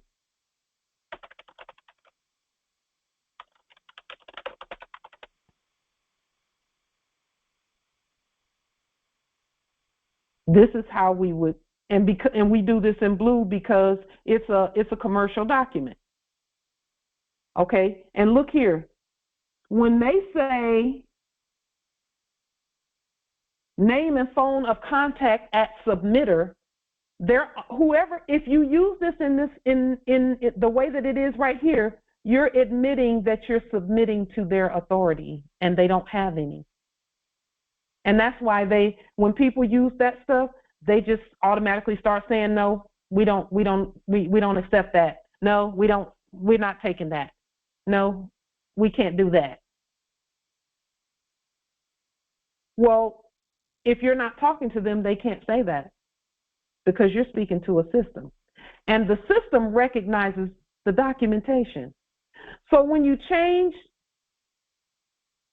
what it says, what the documentation says, here, let's continue for just a moment, just for the sake of this demonstration here. Let's go ahead and take submitter out because we're not submitting to anyone. I mean, it's not even necessary to put that there unless you want somebody to submit to you, right? It wasn't necessary for that to be there. They could have just said name, phone number.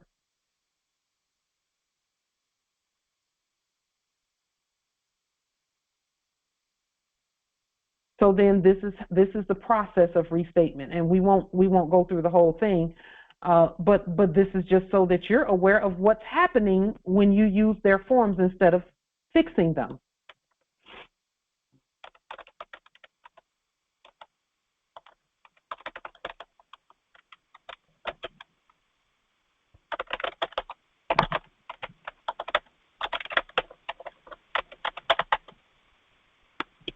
Name owned by fiduciary attorney with facts. And then right under here I would put, I could put it this way.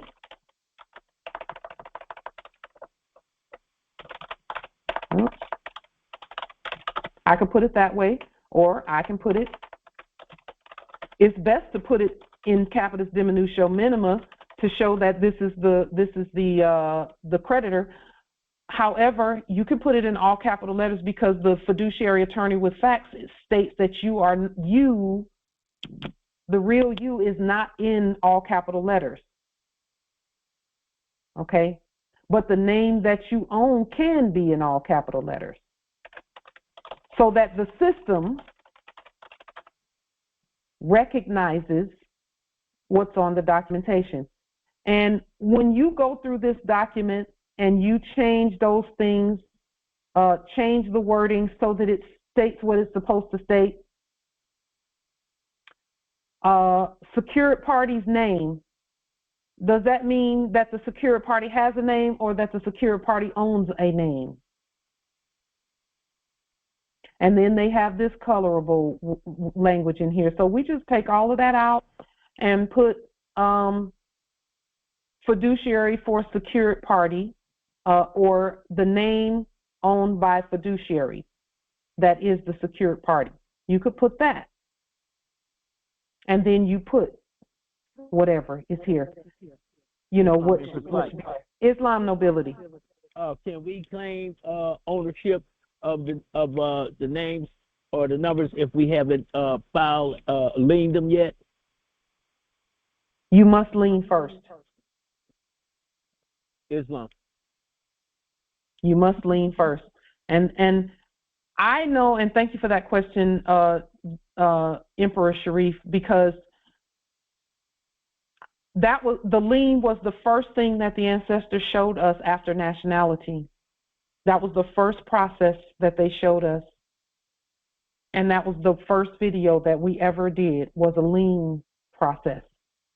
And it, of course, it went viral, but they, the system slowed it down until we could get a little more information about what we're, what we're stating. And we didn't mind that. But it's the processes that give the commands to the system. The processes give commands to the system, and that is what makes it so that when the Moors say we want our land cleared of the fraud, that stuff starts leaving. It's the processes that we use. We stopped the sandwiches from going back and forth, the peanut butter sandwiches that our grand sheet talks about. A lien stops that stuff. And it was a lot of sandwiches to stop. That's why it takes a little while, because it's a process. That's why we live so long. So we have time to do the processes and let them work. Islam, Empress. So I have a question. So I see how plain that is, what you're demonstrating right now. Mm-hmm. So the application that I have is semi-complex, and the reason why I say that is because they have, and they're requesting information like for the doctors or some of the, let me see what else is in here. But you said statements from doctors? Right. So they're requesting like information from the doctor, something like that, that must be attached. Mm-hmm. And then also, I'm trying to see what else is in here because it kind of throws me a little bit. And then the managers. So the managers is requesting, or the information must go back to the manager. So now, like I was saying, so what you're demonstrating here is pretty, in my opinion, it's clear now that you have expressed it. But this application looks a little bit more complicated, and I think because of all these other parties involved or third parties involved. And so I got to clear up all of that to simplify it. And I'm trying to figure out the rest of that, but I'm thinking through it as to what it should look like. Okay. That process can be greatly condensed by your sovereign authority and the ability to simply create an affidavit. That's what I thought as well. You remove all third-party interlopers and third-party statements, because what they're doing is trying to get them to team up on you. And you don't have to do that in order for the process to be successful. This is our suggestion, Empress, and we've seen it work. What you do is, wherever they say you need a doctor's statement for this or that or this or that, here's what you do. You do an affidavit, and the affidavit is going to be a restated affidavit, and the restated affidavit should say something similar to the following. For example, if they want a bone specialist to give a statement, you don't have to get a statement from the bone specialist, because in reality, only you can speak about you. You're not giving anyone else the authority to speak about you, even if they may have in the past. That is true. Okay? So what you do is you say this affidavit is in lieu of any and all statements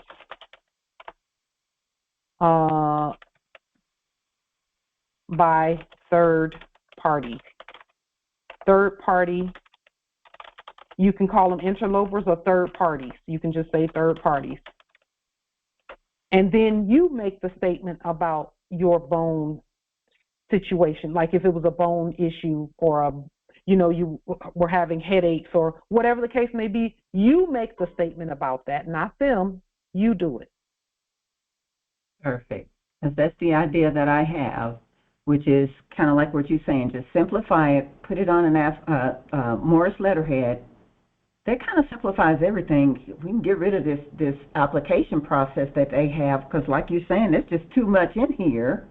And like you said, they're teaming up on me. Of course, they can't team up on you. They want you to pull all of them in and have them team up on you. Because, see, you have to consent to them teaming up on you, and you're not going to do that. No. So now, I would scan the affidavit in and start making changes to it. It might be a long affidavit. It might be, but it's going to be worth it for you to go through it word for word, Empress. And just change a few things, modify a few things, change a few things, particularly the title of the application, because the title is always going to have some misleading falsehood in it. Perfect. Okay? Mm-hmm. It's always so the first thing that we always do is change the title. This document right here, they called it a UCC financing statement, when they know good and darn well UCC is not a word. It's not a word. And so we would call it Universal Commercial Code, and you could say financing statement, because, see, they can't make a statement because they're not a state, so that nullifies their forms in the first place. That nullifies all forms. Is only states can make statements. Okay? So it all makes sense. Yes, it all makes sense. And I'm going to do just what you recommended, is just simply take my time, go through it, because a lot of things in there, it doesn't even make sense to even mention. So it's like, what is that for? Well, they want you to provide the rope that hangs you. They want you to do that. But just don't do it and still get your benefits, because you're the beneficiary. You're the creditor to it anyway. Exactly. All right. Then that's what I'll do. Thank you so much. Islam. And that goes for all Moors, no matter what you're doing. Anytime they send an application, an application is code word for you need to restate that. It's a draft. It's a draft. And you must correct the draft. It's like the teacher handing you, and they're not teachers, but someone handing you a test, and you have to edit and fix the test and put the right stuff in there and notify. That goes for rental applications, mortgage applications. All of that stuff has to be restated and renamed. Because even where mortgages are concerned, when you have a properly stated affidavit, mortgage affidavit, and you have the deed already in your hand, it's already yours. All you're saying is, this is already mine. Make sure the system reflects that. Period. And you're the one who makes sure the system reflects it by notifying subjects in the office of. Just saying. It's that simple with everything we do. Rename it. Don't call it a mortgage affidavit. Call it a domicile claim affidavit. An Article 3 domicile claim affidavit. And then see the reason why we changed their forms like this is because when you print it out, even as you're changing it, it's no longer theirs. It's yours. And this must be done before you contract with anyone. Now, if you've already contracted, you still have to do this to correct the record. And so then you fill it out, and then, once you finish going through this document and putting everything as it should be, this is a one-page document, put it as it should be, and you've done the study, then you print it out and you autograph it. Because, see, they don't have a place on here where autograph goes, but you're going to stamp and seal and autograph it wherever it could be, and take this word collateral and put it out and remove it. Here, we would remove that because it's not collateral. You could even put whatever it is, if it's a domicile or if it's whatever it is, you can just put stated property,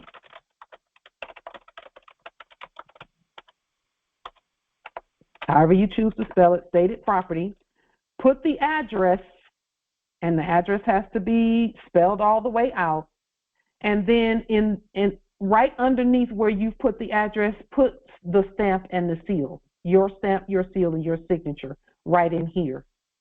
Because again, this is supposed to be a statement. That means the state must speak. And if you'll notice here, Moors, on these, you have to change them because they only have room here for a 2-letter situation because they want you to commit fraud. So then what do? This is what we have done in the past, and we'll show it again right here. What we do is this. We just remove all of this.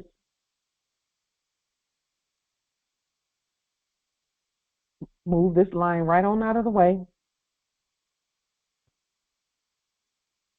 Spell out the state. And we didn't really need a zip code. And the country can be whichever you prefer, wherever you're doing your business. So for us, the country, it can be the United States or it can be Morocco.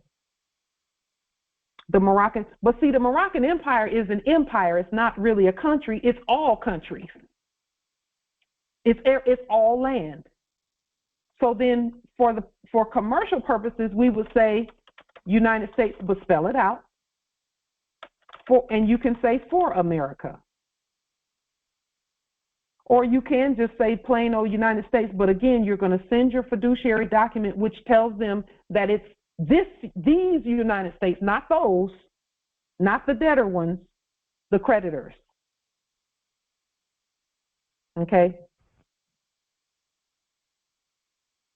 And for us, our United States, and we stated this in the 10 or 15-minute video that we just did about the universal condemnation and redemption process.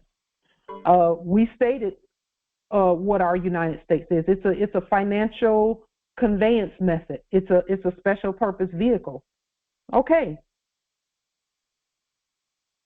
That's where the commercial contracts are held in our United States. So we could just say,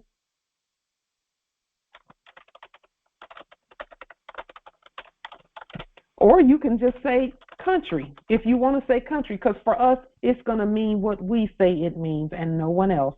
No one gets to define our words and where we are and where our contracts are, because we're not in the United States. We are the United States, and we govern the United States.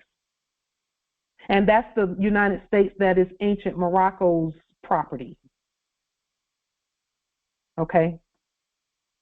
And we stated that in the previous video that we just recently restated. Empress Angel,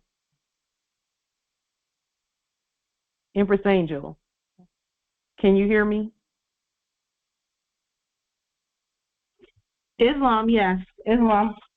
I will to thank you publicly for the statement or the question that you asked in the previous Congress, where you stated, where you were saying, can't we just do an overall something that says that everything is ours? And I'm paraphrasing your question, but you asked a question that our response to it was that all law is specific, because that is true. Mm-hmm. But we can still make that overarching statement. And the more I thought about what you asked, the more I thought there has to be a way to do it. And that's what prompted the video. Among other things, there were other things that prompted that video. Some of the things we were seeing and the signs we were seeing. But then when you asked that question, I just kept thinking because you don't ask questions without the Spirit leading you to ask questions. So we all have to really think about what each other is saying all the time. Mm-hmm. And I went and I just thought she's on to something. We have to say something. And the more I asked the ancestors to assist with that, because I knew where it was coming from, I could feel your energy about where it was coming from, then they gave us that. Because we were thinking about all of that at one time, and it just all came together at the same time. So I want to thank you publicly for that, because it's very powerful. The question is a very powerful question. And we know that we all are the answers to that question, to all of our questions. We are the answer. Islam. Well, Islam, gratitude. And, I just sometimes say what I feel, and, the Spirit does lead. And also, I just finished the Hilton and the Hilton Grand Vacations terms of conditions. And so, I went to the video that you had did for the terms and conditions for Verizon. Yeah. And I sat and I took screenshots, because you didn't post the actual document. So yeah. I took screenshots and I literally just restated the content to make it for my specific need and will, rather. And just as Nathan is saying, I should share the document, because it is a beautiful work of art, and with the logos and everything. And if you will, I will share it. But because if you put the link in the chat, Empress, just put the link in the chat, and everyone. Oh, we gotta make it a PDF then, or I gotta put it in my Google Drive. I haven't done that yet, because I just Or you can do a video of it, and then in the next Congress provide us with a link to the video, so we can all go look at the video. Oh yeah, I do have to do the court action. So yes, we will share. Though, like I was stating too, so I just took what you had done, demonstration for the Verizon, and literally some of the things I didn't need to make and state, others I elaborated on, and then others I added some other content provided it was a situation that I was speaking to. And yeah, it was a powerful document, because stating that we are, and we're the creditor, we're the fiduciary, we're the national people, delegates, however you want to state it, and so on and so forth, and that the Hilton, like Verizon, is a public company for the people. And so, yeah.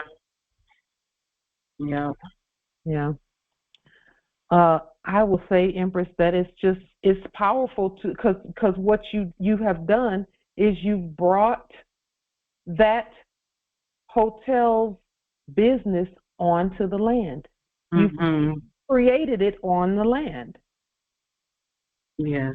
That is important. That's the most important thing we can do for any of the things that we do, is make sure it's created right here on the land and not out there offshore lost at sea somewhere. It cannot be that. Oh yeah, and so when we stated the lien and things, like we've been adding that onshore piece into the things that we've been restating and stating, and we was talking about that for some time and still will, because onshore is such a powerful overstanding of what we're doing and who we are and how we function. And so it's really powerful once you process onshore, and then when you process that we have an employer identified, because we are the de jure employer for our own person. Yes. Come on now. Is your employer for Verizon and thank you, General Electric, and come on now, talk about it. Everybody. And, come on now, and then also for banking, right? And for the whole thing, like, come on now. So when you start processing how every system had a number issued by the Internal Revenue, and it was either classified as a tax identification number or an employee identification number or even a social security number, security number. There's still 9 digits. There's still 9-digit numbers, right? And then they can be used however you state them to be the same. Like you can use a social security number as a social security number and a tax identification number and employee identification number if you so choose. If you choose. Because you're the Lord of all the numbers.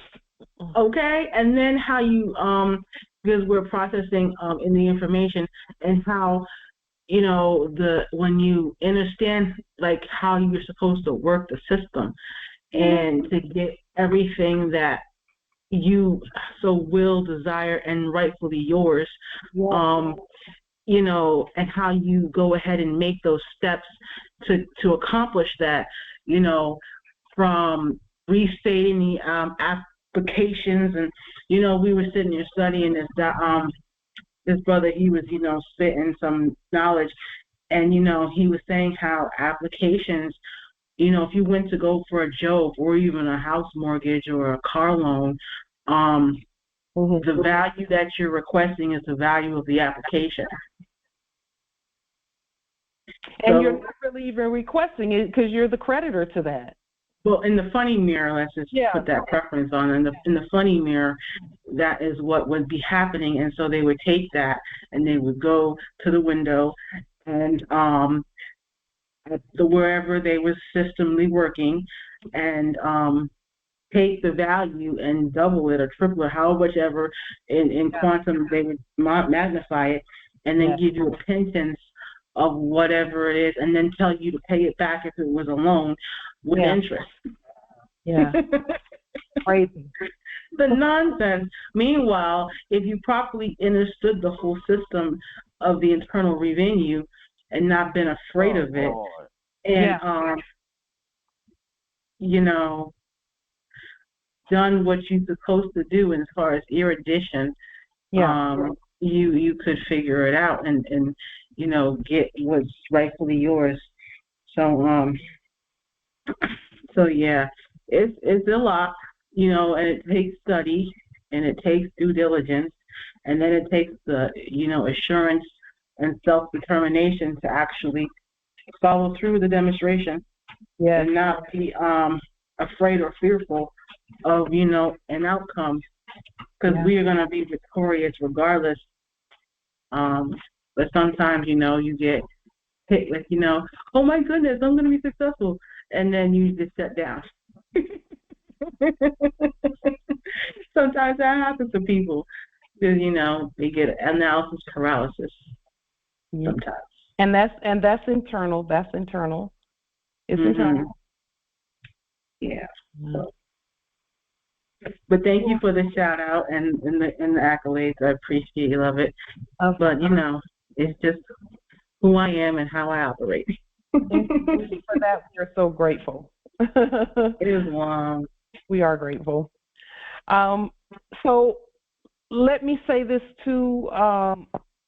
The more we keep doing what we're doing, it's going to continue to manifest. And even as we're seeing those things happen, where we now know who we are and the subjects in the office of, like Verizon and General Electric and all of these others, we're seeing that manifest in this dimension, you know, from, it's just very powerful that we are all creating together in that manner, because we have so much wealth to manifest, to continue manifesting. And it starts with things that people think are small, like communication devices, and you know, it's those little things that really count. They really count. So with that being stated, we see the evacuations happening, and as we're seeing this more, Islam, Empress. Islam. Before you transition to that, if you don't mind, could you repost the restated 1099 form just for a brief second? Sure. And this is not by any means completed, because we would have to go through here and take out all of the abbreviations like OMB and NO dot, you know, those are abbreviations that can easily be spelled out. It's it's supposed to be Office of Budget Management, but how they came up with OMB, I don't really know. It should be Budget Management Office. It should be BMO, Budget Management Office spelled out. And then number, and we take out the dash in this number, the form number here. Take out these dashes, spell everything out, ensure that you are the lender.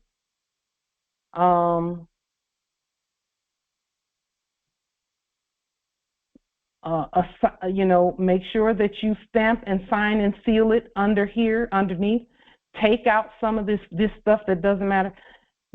For example, here, Department of the Treasury, that's not what that is. It's the Treasury, comma, internal revenue, and you could take the word service off. And then just spell out category number. And if you don't know what the and the Spirit will let you know, though. The Spirit will let you know what the abbreviation stands for. You can just Google it, and if you're not sure, take it off. Remove it until you know what it means. Leave no stone unturned, okay? That means don't leave any abbreviations on here. A borrower's 10.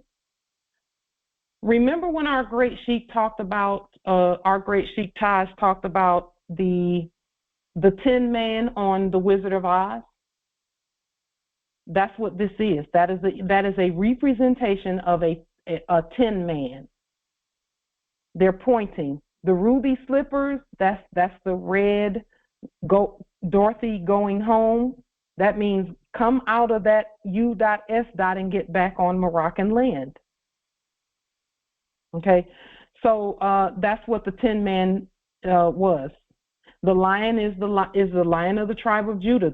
It's you know, the bold ones who will change these things to be what they should be. This is a test. Okay, these are tests that we pass these tests by taking all of the abbreviations out, spelling everything out, and then notifying that, yes, we're done with this part of the test. And yes, we are due 100 million or whatever it is. So hopefully that assists you, Empress, with regard to this part, the 1099. Well, is that sufficient, Empress? Yes, it is. Thank you so much. Okay, great. Great. Can you all see me here? I believe you can.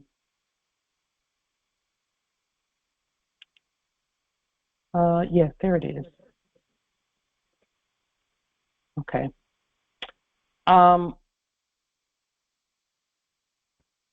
So now, in this next quick portion,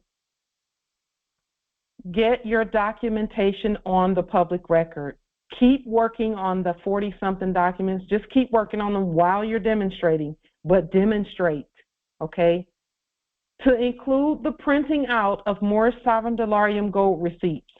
You don't have to print out $30 trillion, but you can just print out at least one of each bill, one of each receipt, gold receipt, okay? Do not use u.s.debt notes to publish your documentation, okay? And again, publishing of your documentation can mean putting it anywhere that the public can see it. If you do nothing other than record it with your phone or your camera, record the document, and then upload it to YouTube, you don't even have to read it, just record it. But if you want to read it and do a whole full court action and all of that, even better. But publish nonetheless, okay? Because the time is getting near where the money is going to be important, okay? Now, just as a side note, just something to think about. Attorneys and witches have the same job, just so that you're aware. What does a witch do? She changes one thing to something else. She would, yes, cast spells. Twitch her nose or something and make people's mouths be sewn up or be quiet or something like that. Same thing. Okay.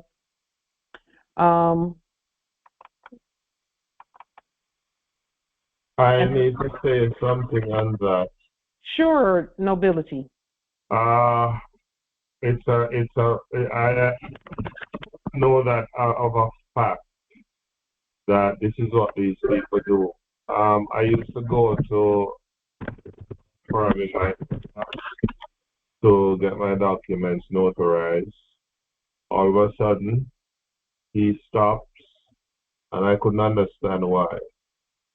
Then there was another lady I had to go to get it notarized. She stops. All of a sudden, she has no time for me. Mm-hmm. A recent court case, and this lady, I just go for her to witness a document for me notarized, and she just took me in her arms because she's very sincere. What do you call it now? Paralegal. She wants to help people. And this lady would let me spend, like, I'll go in the morning, right back to 2 o'clock the next day, from 9 o'clock in the morning.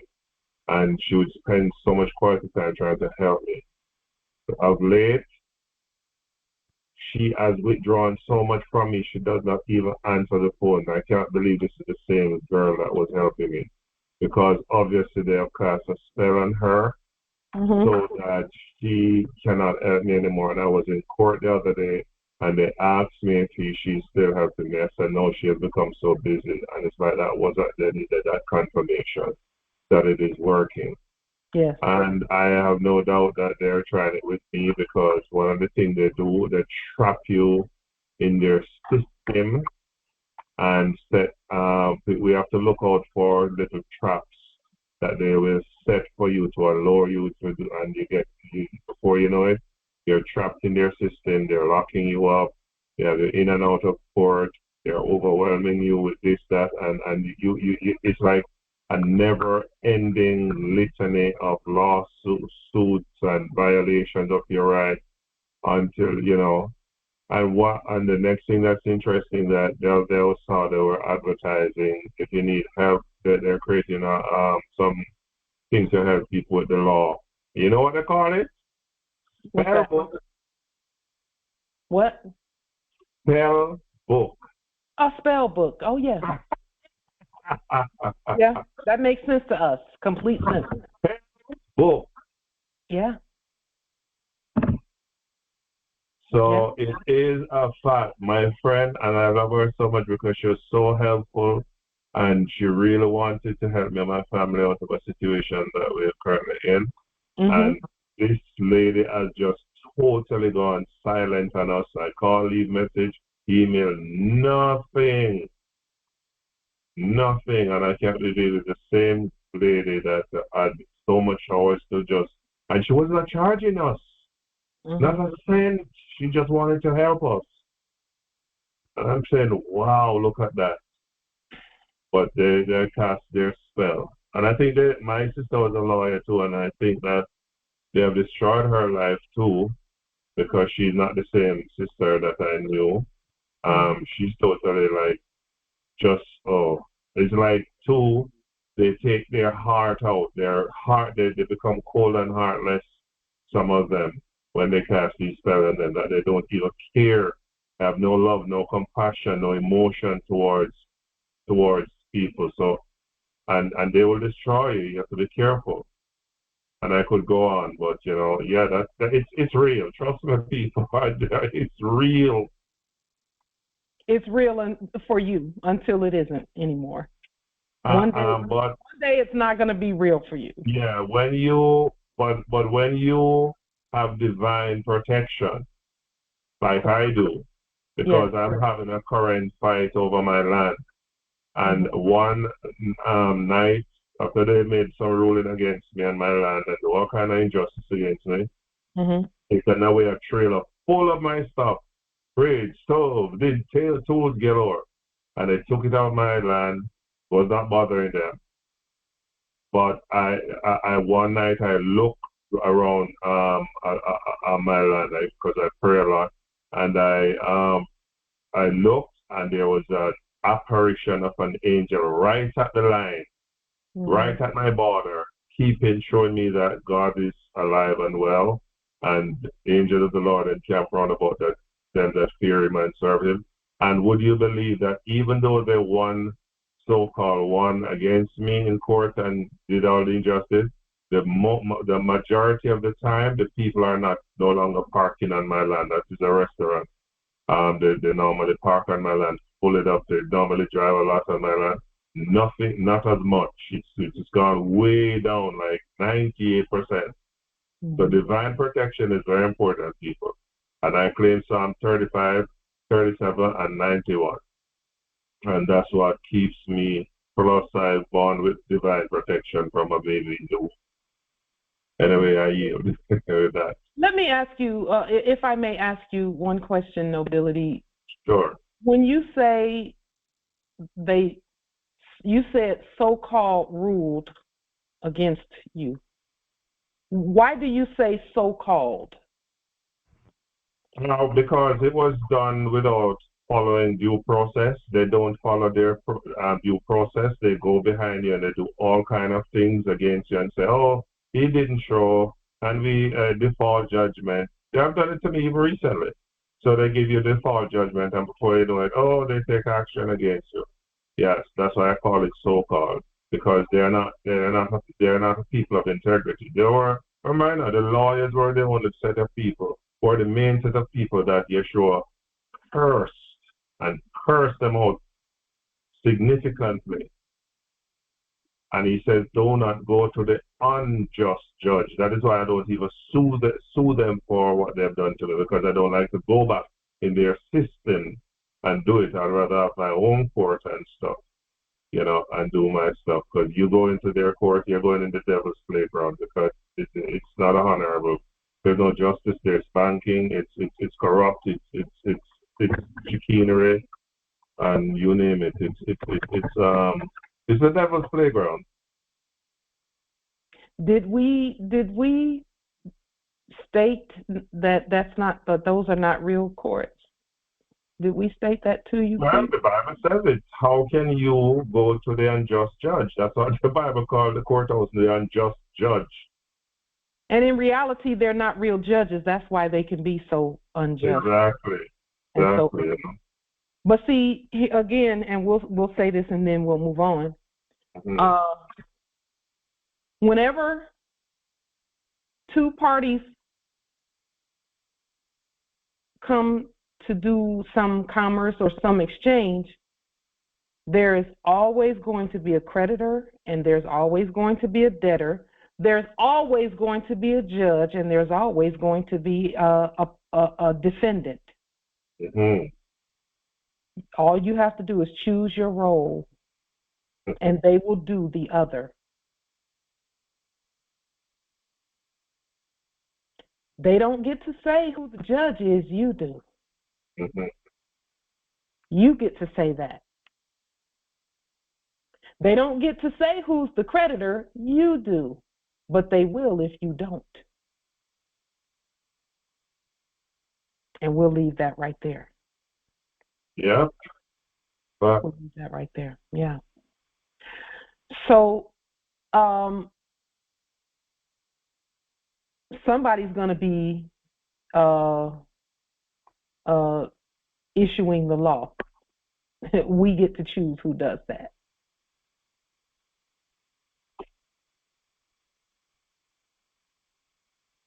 So, legal and lawful, we have both. There is a term in the dictionary called Bachland.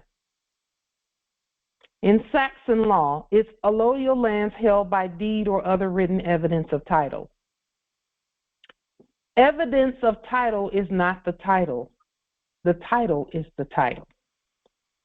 And that is why we've done the things we've done where we've spoken lawfully first by our nationality, leaning, all debtors and all of that, and then stating that we're the fiduciary for all letters, all numbers, all signs, sounds, sigils, and all other.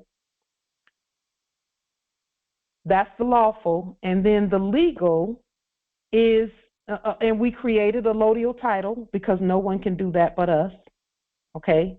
No one can create a allodial title but the Moors. Because we've seen people trying to give a allodial title to foreigners, and I'm like, you don't even have the authority to do that, nor the competence, because a allodial title does not belong to foreigners on our land. We can't even give a allodial title to a foreigner. You know why? Because the land is all of our land. In order for even one foreigner to get a allodial title, and it stand, because it can't stand and they can't have it, they would have to ask all Moors, past, present, and future, and get agreement from all Moors, past, present, and future. And we know that's never going to happen. Never going to happen. We already have past, present, and future titles. Our ancestors gave it to us in our blood. So no, not even incompetent Moors can give a allodial title to foreign modern ones. Period. It won't hold water. Doesn't work. That's some offshore business. That's some lost at sea stuff. Doesn't work. So we already have our ancestors blessing and approval to give allodial to create a allodial title for ourselves, among ourselves, and all, because we all agree on that. We all know that we hold title. We create title to all land because we created the land. That language is specifically used in our previous video that we just did about condemnation and redemptive eminent dominion. So, because I have seen, I have seen even those that look like Moors, I've seen them trying to give allodial title to foreigners just because the foreigners gave them some fiat. But they weren't competent to even do that. That's why it didn't work. And here's the thing. Any foreigner or subject, they already know.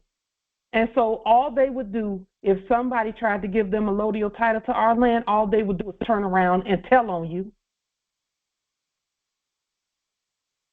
They would turn around and tell on you because they know it's not valid. But people who try to create that, they always mess it up. They always mess up the title. It's never going to be proper because, again, status and standing is the reason allodial title exists in the first place.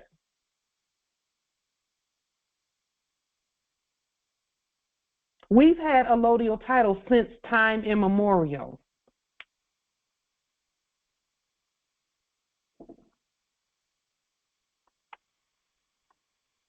So just let that sink in.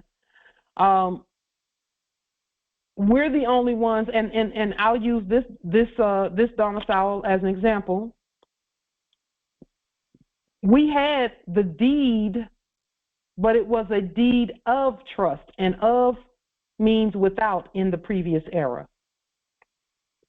So I had to restate the deed to this domicile. And that was after learning that I have the authority to create allodial title, and then creating allodial title years ago, and then creating a deed to go with it. Allodial lands held by deed, that's what a legal system is the land is always allodial and sovereign and belongs to us.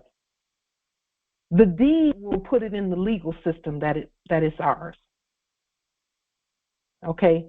But that's just written evidence of title. The title means that we have the title. That's all a deed was supposed to be in the first place. A deed was to show that we have the title somewhere.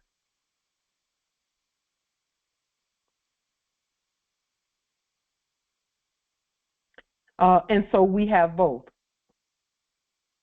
Certificates, bonds, liens, levies, deeds, and other documents are evidence to support our titles, but our titles stand sovereign anyway.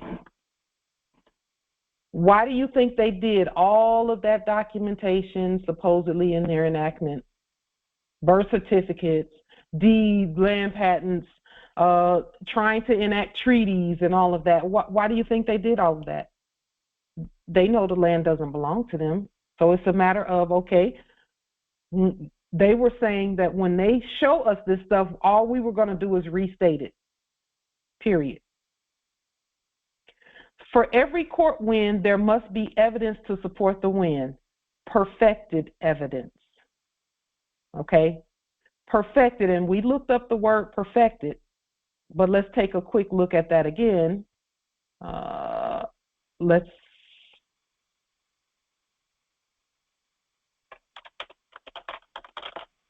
Let's take a look at that. Let's see.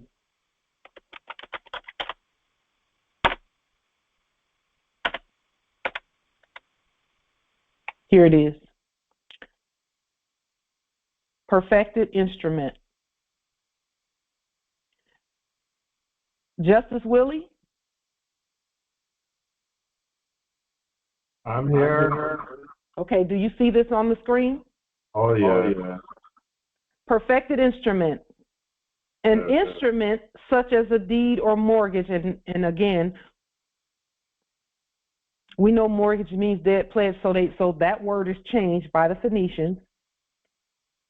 An instrument is said to become perfect when recorded or filed for the record because it then becomes good as to all the world.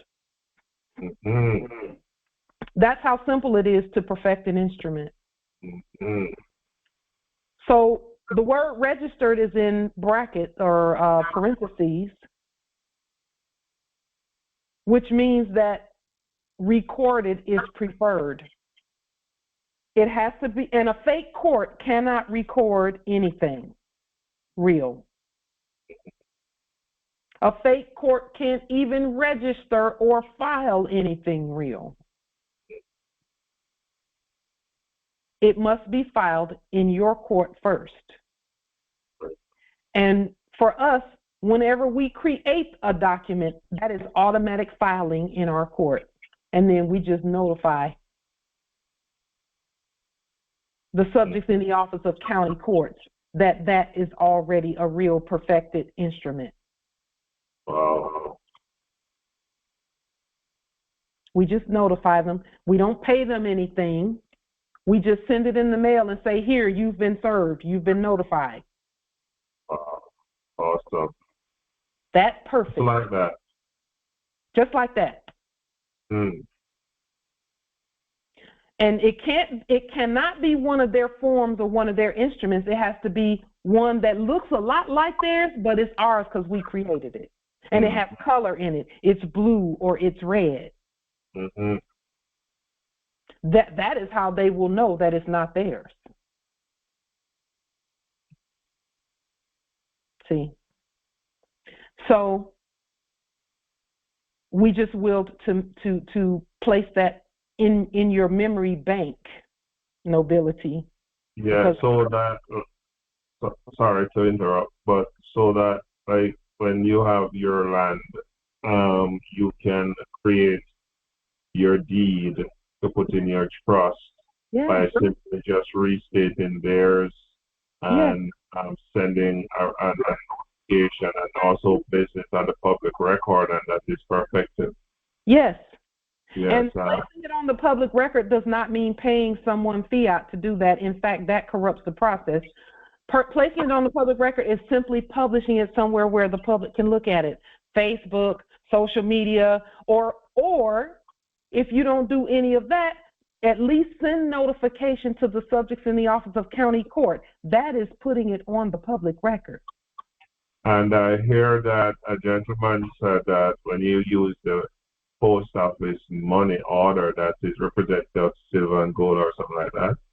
Well, we don't use their money orders either, because see, you're not really getting it from the post office if you get it from them.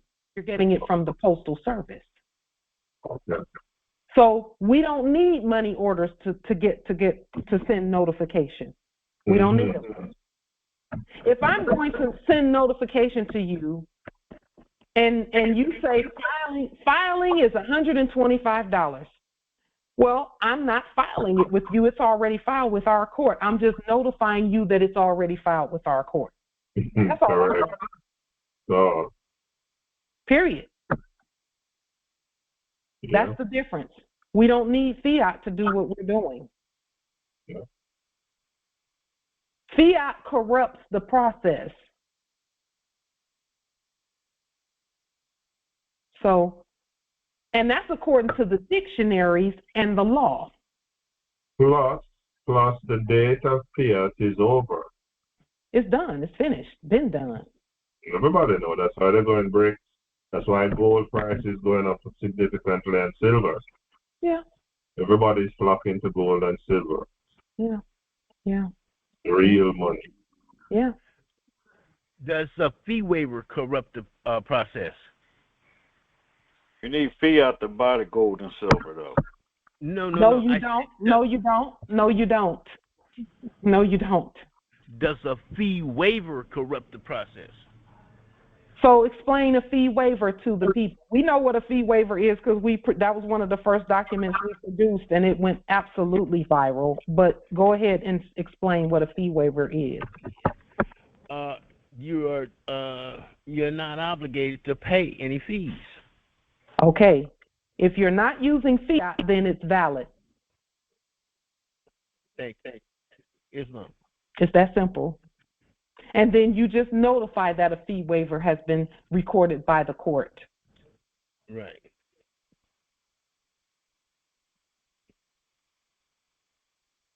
What does that fee waiver document look like? I've never seen that before.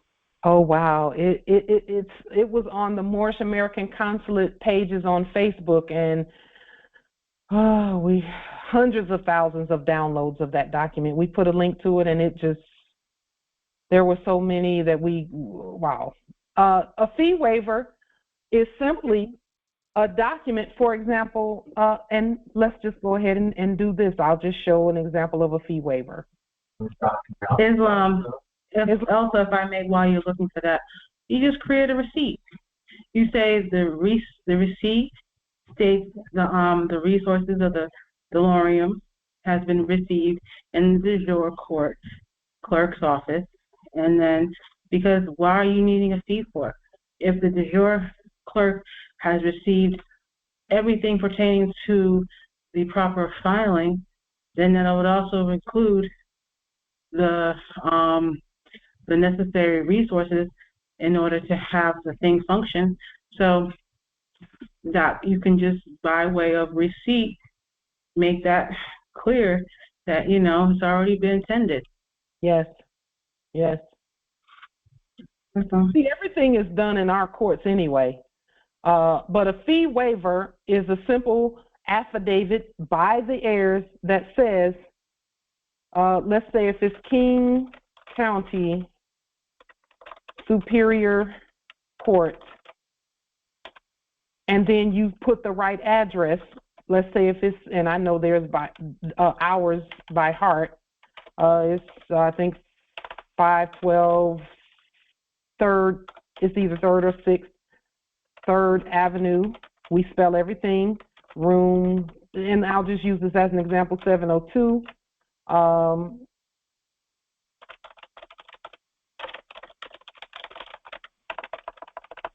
Seattle, Washington.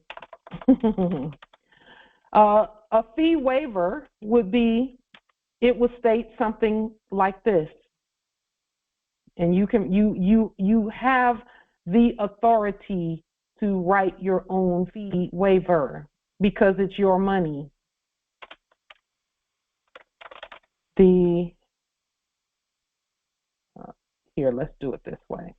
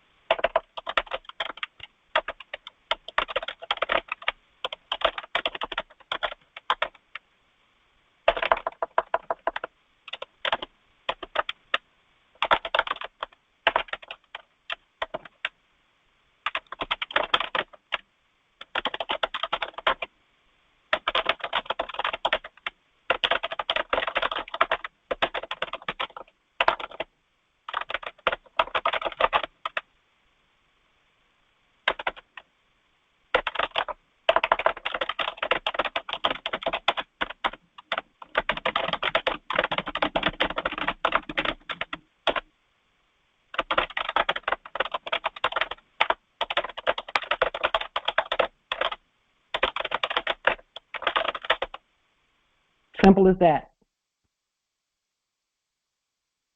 You can put an amount of the fee waiver, if you will, to do that. This waiver covers 100 United States dollars as issued by the United States Treasury. Simple. And then you sign it, and you, if you will, to restate the King County Superior Court Treasury, the King County Superior Court logo, or the King County logo, which happens to be Martin Luther King's face, but we put it in red or blue, whereas they put it in black when they in their enactment. and then we just have everything match. That's all there is to it. Because again, they are not located here. This is on the land. Let me show you where they're located. They're located in a place that doesn't exist. It looks something like this.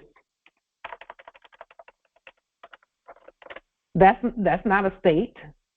That's not a place. That doesn't exist. And a lot of times they'll even stamp it with something that looks like this.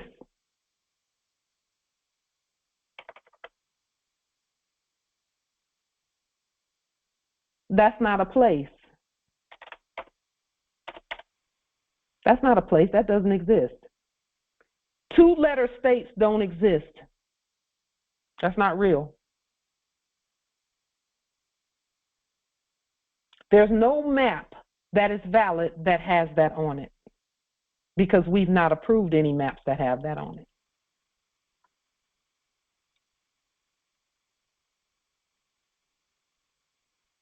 Islam, Justice Byron, we appreciate you as well. Indeed. We're very powerful, and everybody knew that. So all we're doing is just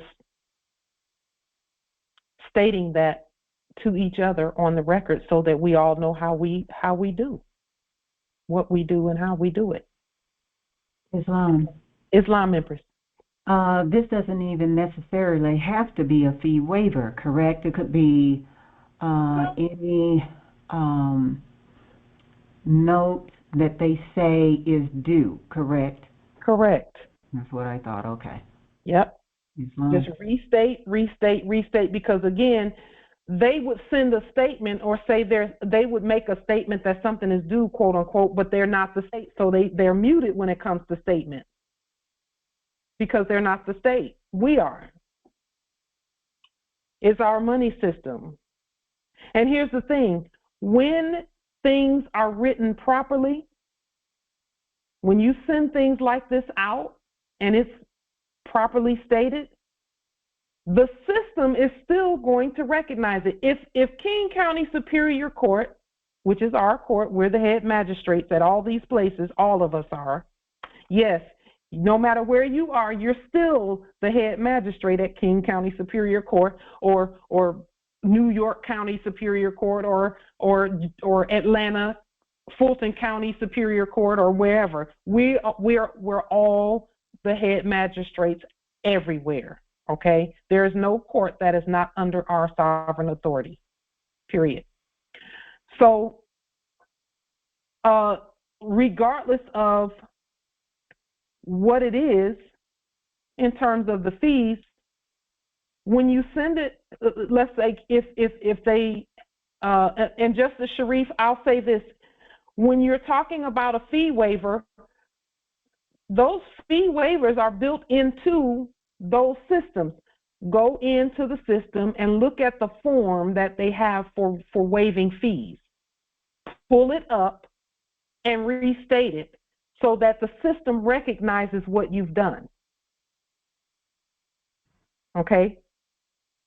So let's, I'll just go here, just a moment. Let me see. Let's go to,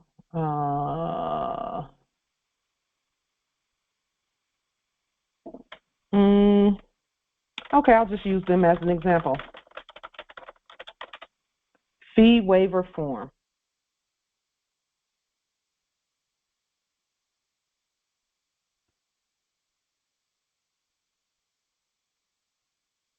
Let's see, is there a form here?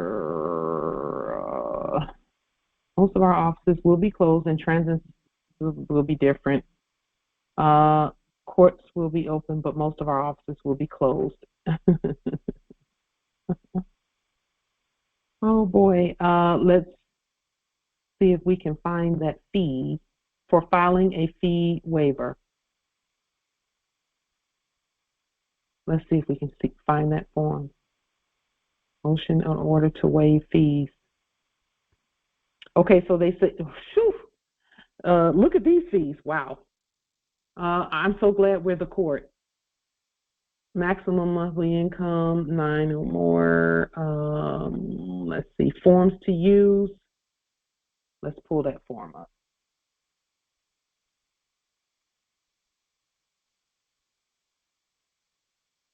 Look, they even have a name change form.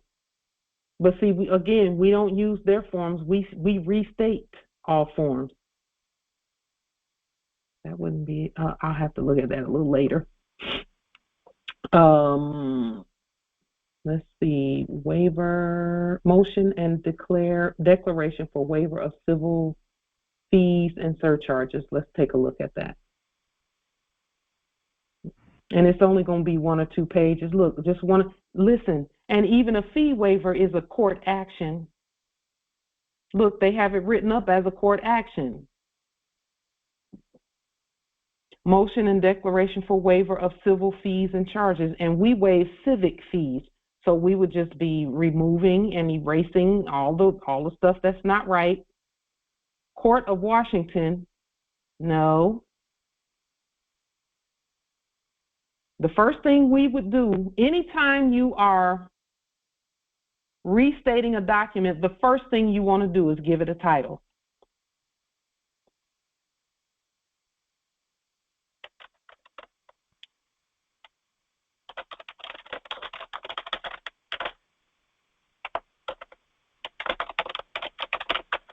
And then you have to state where this where our King County Superior Court is. Because when you go online, and this is for wherever you are, when you go online and you pull up any place that was propped up and acting as a court, you're going to see an address with a bunch of abbreviations in it. So let's pull this one up and see the abbreviations. Here they are right here, abbreviations. This is not a real place. Everyone knows that. Okay? So as you're when you're restating the document, you'll look at this and you'll say, okay, 516 3rd Avenue.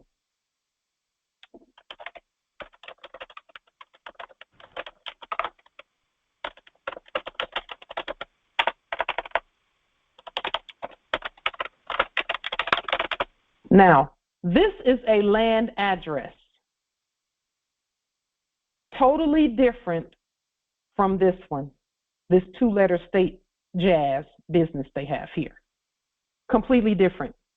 Nowhere near the same. Okay? And according to Black's Law Dictionary, you're speaking to a court for equity because you're the head of that court. Part of a bill wherein is given the appropriate and technical description of the court in which the bill is filed. We don't file it in their court. We file it in ours, and we notify them. So when you're restating, this is what restatement looks like, and then you would say right up here at the top, whatever your appellation, your sovereign-born appellation is,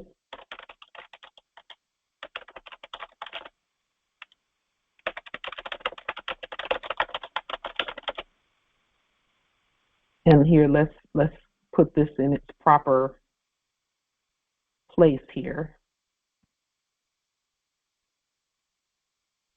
Now, as you begin to restate this document right here, and let me make this document a little bit bigger so you can see it. So we've put who we are and where we're located. Now, Justice Willie, at one time you had asked me about them saying something about trademark infringement and all of that. There can be none when we're not even talking about the same place. We're not even in the same state. They're not a state. That's a state that's on a map, a real map. WA is not a state. So there can be no infringement when we're not even talking to or about them. Mm-hmm. You see? So location, location, location. That's what they used to say, right? This is why. So then as you begin to restate this,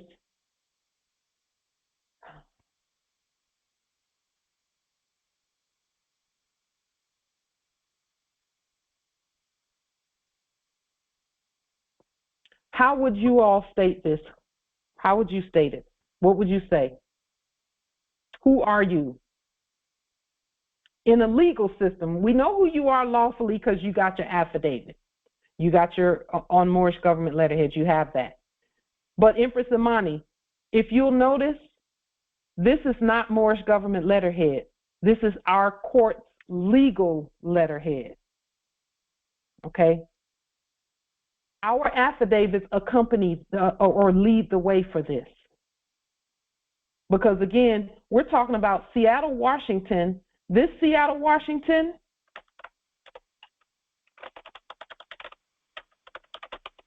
is at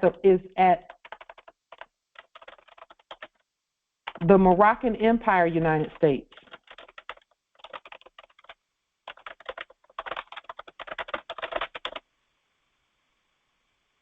Totally different place from anything anybody else is talking about out there.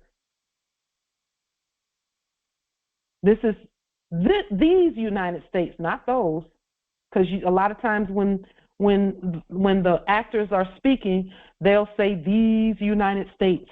That's because they know there's more than one, and that's outside of the enactment.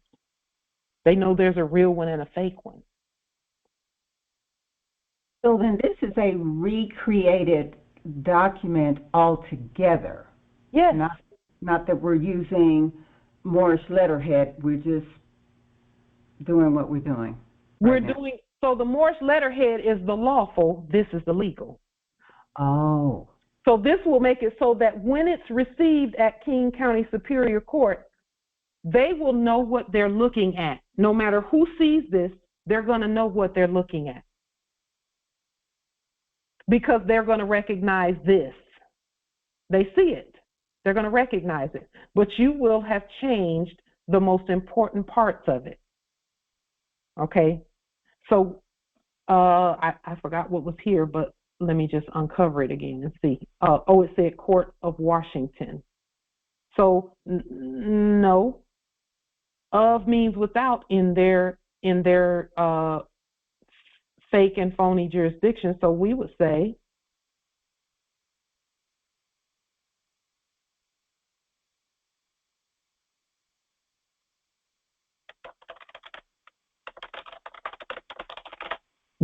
a King County court.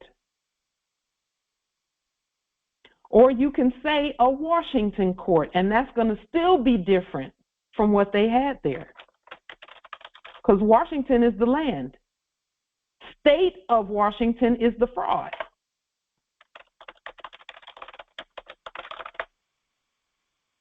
You can say that right there.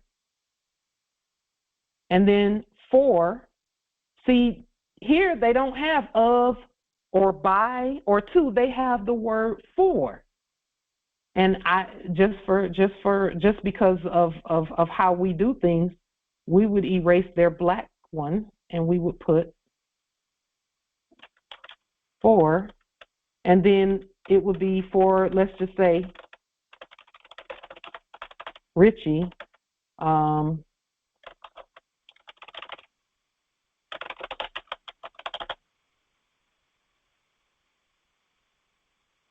Okay. And then respondent, defendant. Now, VS. What does VS mean? We didn't put that there. So do we know what it means? VS dot? No, we don't know what it means. We don't know what that means because we didn't write it.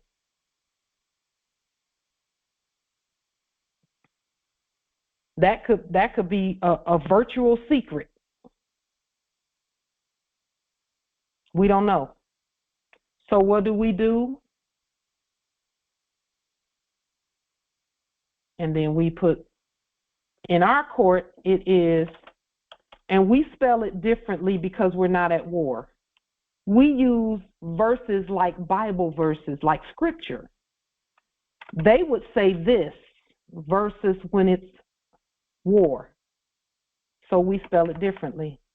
And trust and know that when people come here from other places and they put documents like this, quote unquote, on the record, they still acknowledge it even if it has misspelling, if English is not their first language. If corporate or dead English is not their first language, which that is not our language at all, then they say, okay, it's got some things that are spelled differently, but she's from Japan. Well, we're from Morocco. So we change the spells according to how we will to cast our spells. And then respondent, defendant, you can say debtor. You could leave it as a defendant, but again, when people are being attacked, they feel like they have to defend, so we're not at war. You can say subject or debtor. They have no here. What does no mean? No means no. That's what we've always been told. So some people might say this stands for the word number, but the word number doesn't have an O in it.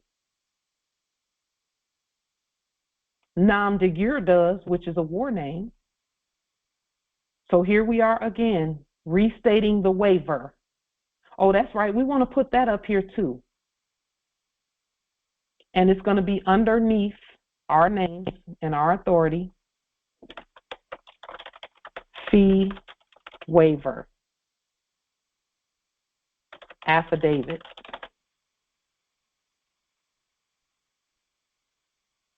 Fee waiver affidavit. And again, any quote unquote subject in the office of secretary or subject in the office of clerk is going to recognize this document. And it's really not for her to judge it, it is for her to just scan it into the system and let the system do what systems do, which is system. That's what they do. They use algorithms, and the algorithm looks and sees that, oh, this is a fee waiver form.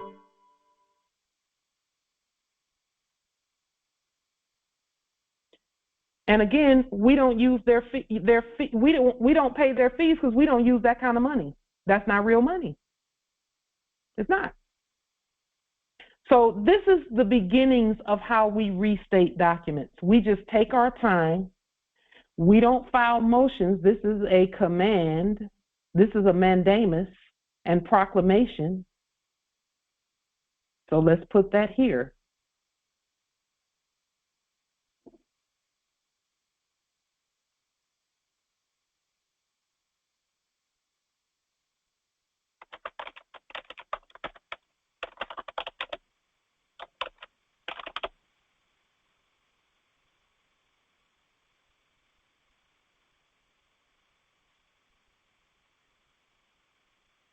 And see, here they go with those definitions again. I mean, those abbreviations.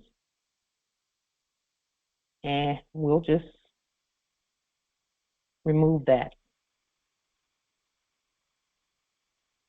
And then you say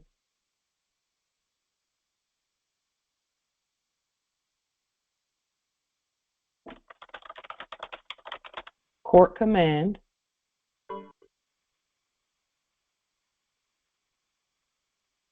I am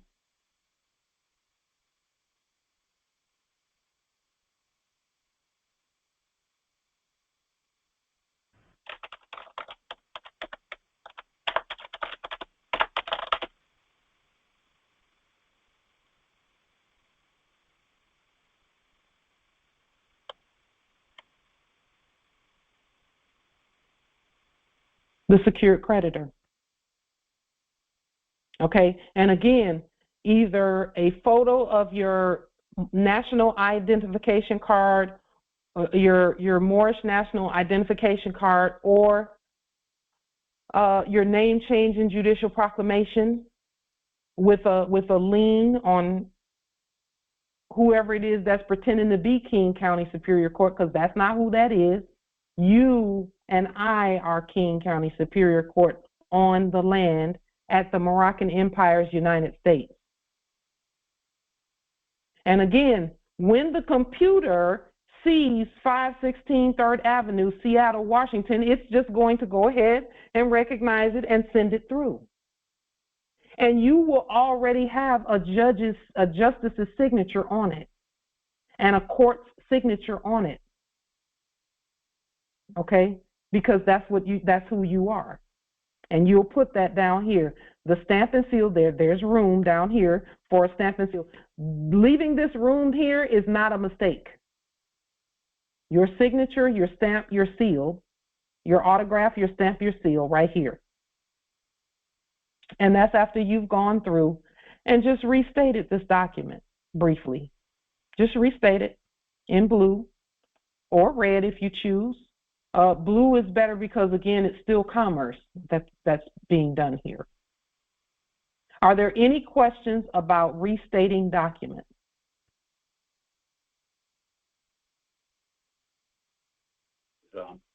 Islam nobility. I know all what you're doing is over in Kings County.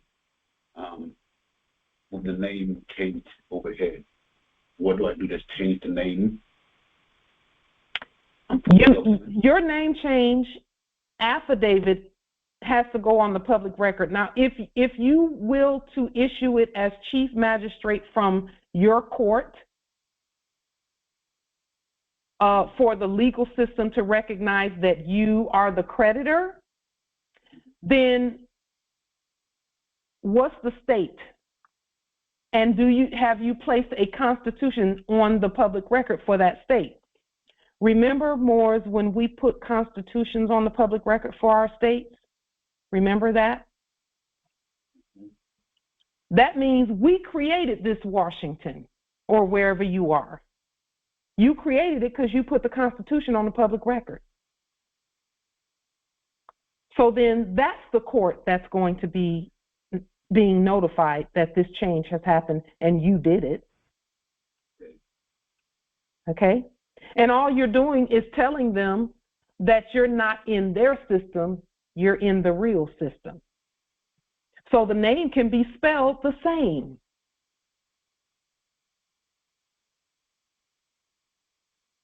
I mean, I literally probably, now that I'm looking at this, it might not be a bad idea for me to send this.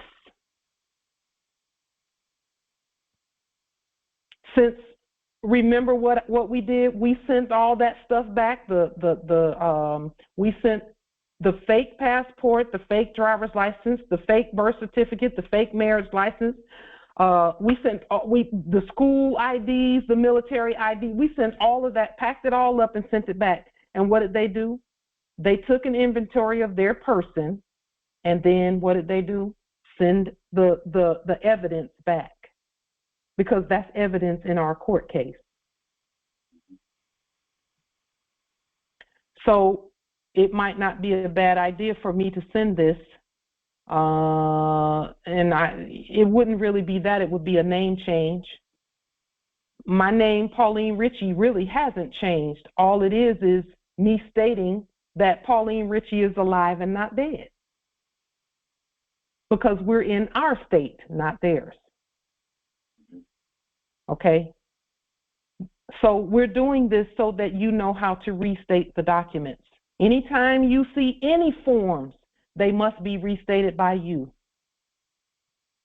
And they always put words like requesting party and a motion for this, and like you're coming on hands and knees begging, when that's not what's happening here. And look here. What word do you see there that is an absolute no-no for the Moors? Huh? Signature. Yeah. This one right here. Indigent. All right, indention, yeah. Indigent, yes. Because let's go to Black's Law Dictionary. What do they want you to admit to, which is the biggest lie ever?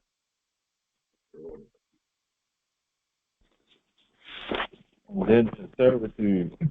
Yes. That you're broke. Yes. Let's look at that word indigent really quickly so that you will know that never to fill out their forms. This is why we restate everything. Let's look at indigent. Islam, Empress. Empress, like, could you please unlock the Yes. congressional? I have to pop out and come back in. Thank you. Yes, I will gladly do that, Empress.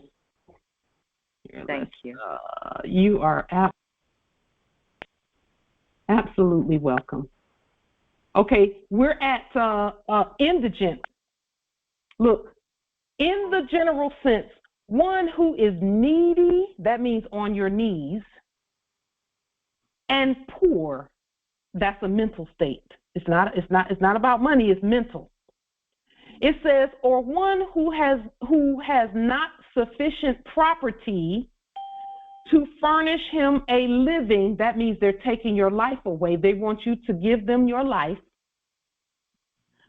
That's what making a living is all about. Nor anyone able to support him to whom he is entitled to look for support. They want you looking to them to support you. Indigent, needy, on your knees, praying to them. And we know that God does not do that. God does not do that. Look at the next one. Indigent, insane person. An insane person with insufficient estate to pay for his maintenance in the hospital after providing for those who could claim his support. This means that you have provided for others, but you can't even pay for yourself. Why? Because you're in the wrong system. Wrong system. Meanwhile, your signature is buying everybody else a sandwich.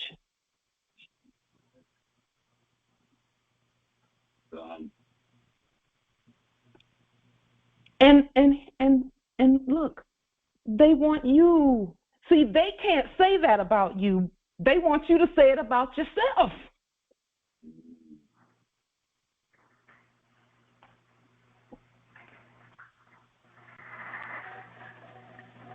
Why do we waive fees?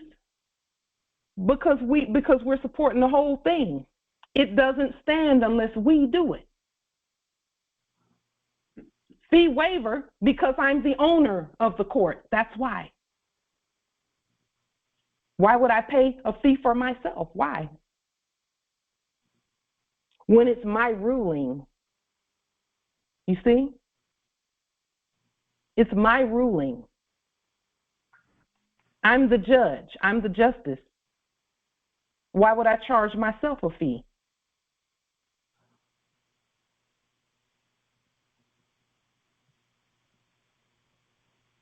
Look, I declare that 3.1, quote unquote, I cannot afford to meet my necessary household living expenses and pay the fees and surcharges imposed by the court. Imposed. If you break this word apart, it says, I'm positioned. That's what that means. The root word of position is pose. By the court. No court can put you in any position. You put yourself in the position. And then, please see the attached financial statement. So, listen, Morris. The way we would do this, because this is so brilliant and beautiful, we would attach the lien, which is a universal commercial code financing statement, the lien on King County Superior Court, the fakes, the ones acting like that, we would lien them and attach the lien to this and tell them we're not paying any fees. Because of this, you owe us. Which I incorporate as part of this declaration. You see? And as we stated earlier, anytime two parties come together to do things, somebody's going to lien somebody. Somebody is going to lien somebody. You better be doing the leaning because you know how. And if you don't, study it very quickly. That's how commerce starts. It starts with a lien. Why? Because there's always going to be a creditor and there's always going to be a debtor. The debtor should never be you. That's why if you look at all of our channels, all of our videos, the very first one was a lien demonstration, a 5-hour lien video. The ancestors said, start with that, and everything else will follow. Seek first the kingdom, and you'll get everything else. Are you discussing Aisha's home remodeling job? Is Aisha's house remodeled? Look at there. Oh, it's all right. Does anyone have the link to that 5-hour video? If they can, put it in the chat if they have it. We'll point it out to you right now, Empress. If you go to YouTube, okay. Go to our channel, Light Tajiri Bay, and go all the way down to the bottom. We'll just show you where it is really quickly, because and we've since, we just showed the lien process really today when we restated the Universal Commercial Code that document. You just continue to restate it. But let's take a look here, the lien process. This is where we were showing how to do lien affidavits, because we do it first lawfully, then we do it legally.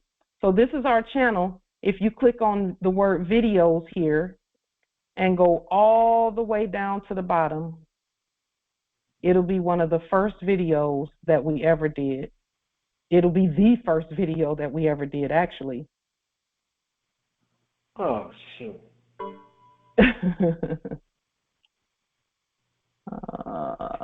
All the way down to the bottom.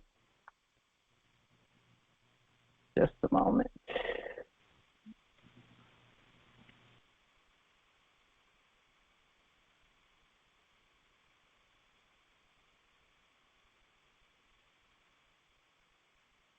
Here. Let's keep going all the way down to the bottom.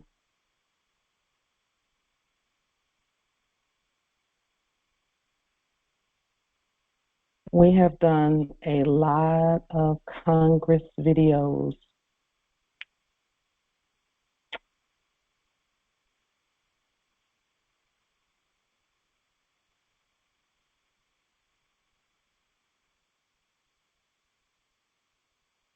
Keep going all the way down to the bottom.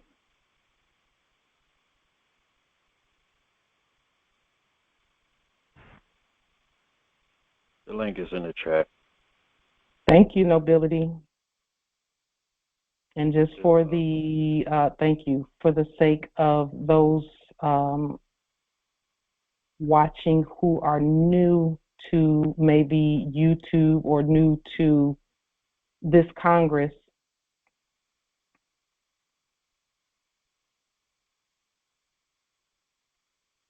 there's the video right there, this one right here. It says Moorish American Consulate Lien Class, December 22nd, 2018, Light Tajiri Bay. Okay. We had some, we did what we did with this particular video. Islam. You know that video goes in and out, right? I do. Okay. Okay. We would suggest and at some point maybe we will go in and edit it and take out the parts where there's, right. But I will tell you that this video showed us just how necessary the process was. And as soon as it got up to 50,000 views, we saw something called shadow banning happen, where they were like, okay, we have to quiet this down a little bit because it's moving too fast. And we were okay with that at the time. It's, because, again, he that hath an ear. So with that being stated,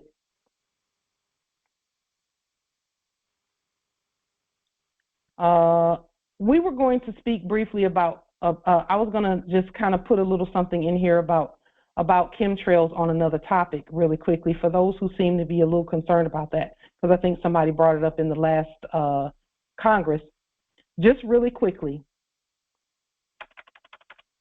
for those worried about chemtrails containing aluminum, just really quickly, aluminum takes the characteristics of whatever it comes in contact with. Aluminum bonds to other elements. The earth is alkaline, okay? Therefore, aluminum particles become alkaline when distributed on the earth. So when aluminum is distributed from airplanes and then it rains, the rain causes the soil to become more alkaline, which means that the food grown will be more alkaline. For the natural people at Earth, this is a wellness bonus, since being more alkaline prevents highly acidic conditions in the body systems and highly acidic diseases such as cancer, heart disease, high cholesterol, headaches, liver disease, kidney malfunctions. We are naturally alkaline beings. Okay? So don't let that, so when you see that happening, don't worry about it. Don't worry about it. It's again, we've been here for trillions and trillions and trillions and trillions and trillions of years. Islam. I have KDKL, something like that, want to get in. I really have hard time getting in, especially from a computer. Like on the app on the phone it's easy, but on the computer it keeps on just bouncing me out and whatever. So yeah, if you wanna, I know you like this forum, but I think you should use Zoom. That's easier to get in on. Okay. I know you don't. Yeah, you may want to think about this one. The free content course. That's why I've given up some of the time. Very hard to get in sometimes, but yeah. Islam. Thank you, Nobility. Islam. So don't worry about chemtrails for those worrying about that. Another thing, really quickly, that the ancestors brought to our attention. If you are having problems with being highly acidic, and you will know that because your body tells you when you're highly acidic, you can Google the problems that are associated with being highly acidic. When you're highly acidic, you can smell it and all of that. And so you just need to, it's natural, you just need to go back to being more alkaline. If you're having problems with that, and this is a suggestion to do the study, the ashes of plants is medicine. So if you have plants, take a plant, and you burn that plant and it becomes ashes, those ashes, the alkalinity level of those ashes is super, super high. Okay? Super high. And when I say super high, I'm talking about super high being, I'm talking about super high. When we say super high, we're talking about 13 or 14 on the alkalinity scale, which is really off the scale. Super high. Alkaline water goes from neutral to 8 or 9, okay? And 8 or 9 is the highest that you can get out there on the market, okay? The ashes of plants is 13 or 14. And you can take that, a small amount of it, put it in a large container of water, shake it up and drink it. And it will begin to heal and cause your body to move back into a more neutral space. Okay? Once a day for 5 days. Just a little bit in some water that you can barely taste. Shake it up, drink it. Okay? Very small amount. Less than a teaspoon. Okay? Any plants, and there are certain plants such as rhubarb ashes or even wood ash. Okay? Just a small pinch in a tall thing of water would be will help you move from being highly acidic to more neutral or even more on the alkaline side. Fasting will also get you there. A 3-day fast resets your entire body to alkaline homeostasis. Okay? A 3-day fast. And then if a 3-day water fast, where you just water only for 3 days, that will put you back at homeostasis. Okay? Are there any questions, comments, wisdom? I just willed to spend just a moment on that. That is all we have for this particular Congress. The time goes by so quickly when we're in Congress. I tell you, it really does. But I'm glad that we take the time to speak to one another about these matters because change is completely and totally up to us in our courts. Any other questions, comments, wisdom? Islam nobility. Yes, I just want to mention something. I did the etymology on is it a prefix ab, like when we say aboriginal? Well, that negates our original state, because ab denotes not, abnormal, ab. Now, someone mentioned that the etymological meaning is changing. However, I think it would be wise to stop using ab and just say that we're original people and leave it at that. So we've always been saying that we're original. Right. We've always stated that. Even in all of our court actions, we say we're original. We've never used it. However, I'm glad you brought it up, nobility. When you're looking at the word ab,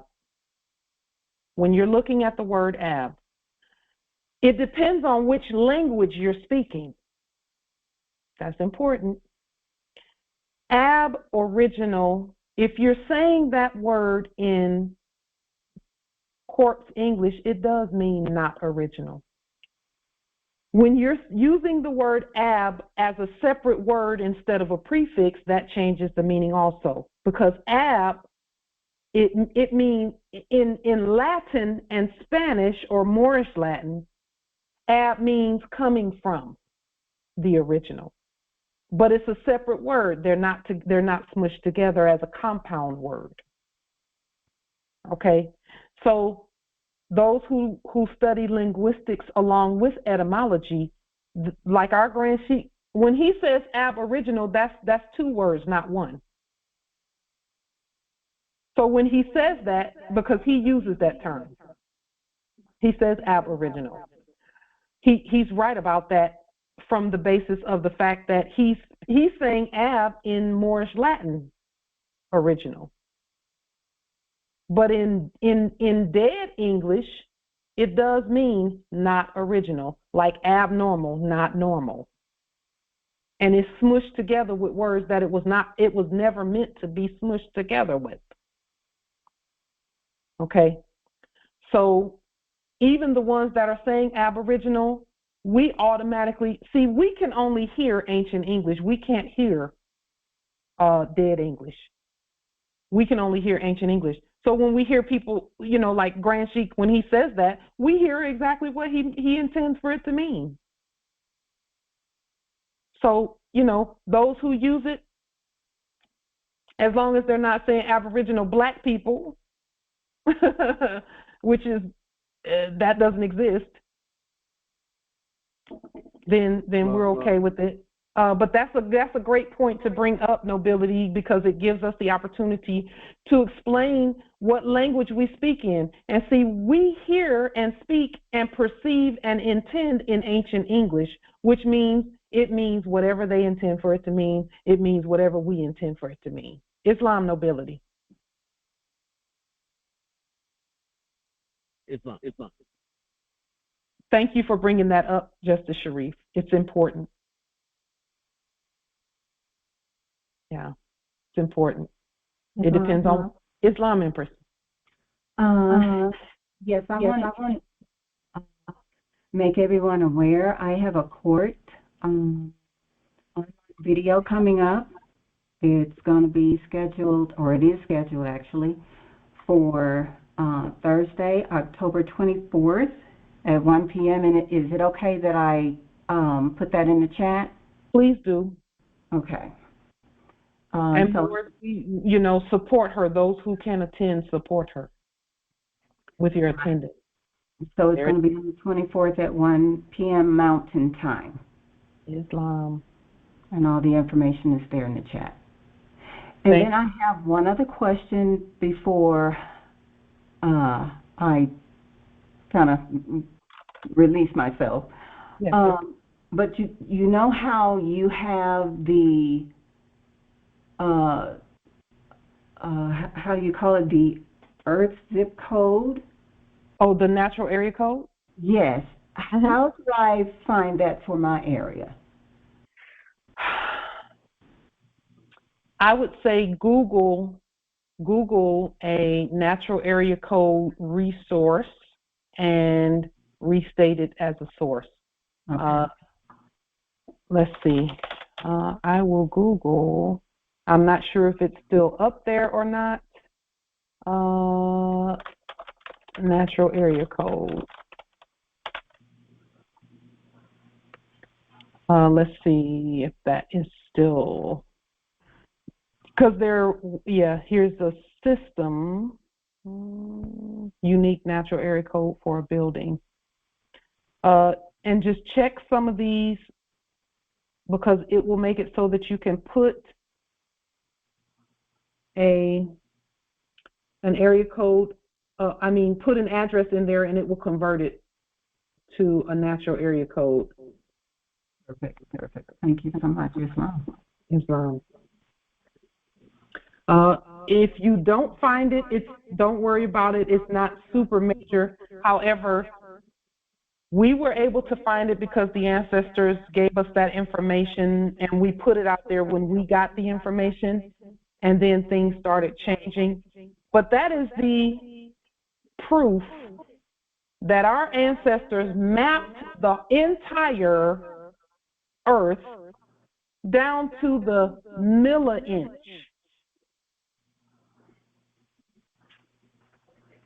So the natural area code for when I'm, there's a little bit of an echo coming from somewhere. The natural area code for when I'm in the kitchen or the bedroom here or the living room is different from the natural area code if I'm in a different room. That's how, and that is all over the earth. So with the natural area code, I could send just the natural area code as my return address, and they would be able to find exactly where I am, no matter where we are at Earth. Absolutely. That means that our ancestors mapped out the entire Earth, and they know every inch of it. Yes, and this is how we are able to make precision weapons. Those missiles, that's how they're able to perfect it, to take it, direct it wherever they want, or use that kind of stuff. Yeah. Those are just resources for us. We don't really call them weapons, we call them arms, because they can reach places. and we're not at war. So, with that being stated, are there any other questions, comments, wisdom, and have we Islam nobility? Listen, can you actually use the general delivery post office for a court? Can you? Well, I'm thinking I can, but I just wanted to know if I can. Well, who's your postmaster? I am. Okay, then. One more question, and that's it. Islam? I'm trying to find it. Well, that's okay.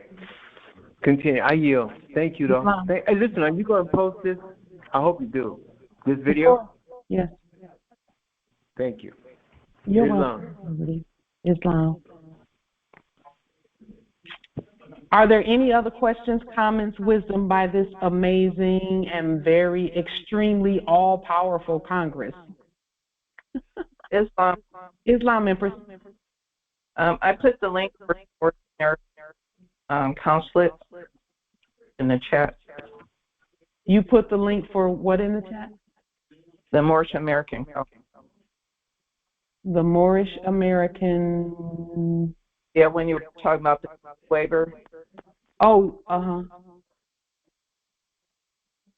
So the affidavit for the fee waivers on there. Also, I just put in the link for looking up the natural error code. You need to use DuckDuckGo. Access it. Oh, good. That's good. I'm glad it's still available to be restated. And that the natural area code also allows our ancestors or anyone looking from space, and we call it space, but it's not really space. It's out there. To know where we are, exactly where we are. Okay, so that's what the natural area code is all about. Okay. Seek ye first the empire, and all these things will be added unto you. Please always remember that, Moors. Seek first the empire. Yes, we have all the money. Yes, we have all the gold, all the silver. It's all ours. Seek first the kingdom, and all of that stuff comes with it. Seek to know who you are, and all of that will come with it. Islam. If there be nothing further from this amazing and awesome and all-intelligent, all-knowing, all-wealthy, all-powerful Congress, peace, and we will meet again in 7 days on Sunday at 6 p.m. Eastern at this same time and same platform. Peace and grand rising to the sovereign, original, indigenous, natural, divine heirs.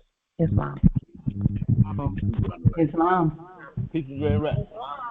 Islam. Grand rising. Islam. Islam. Much success, Moors. Islam, peace and love, Moors.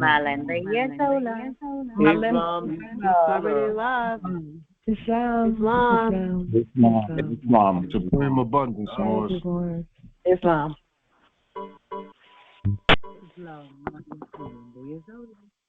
Islam.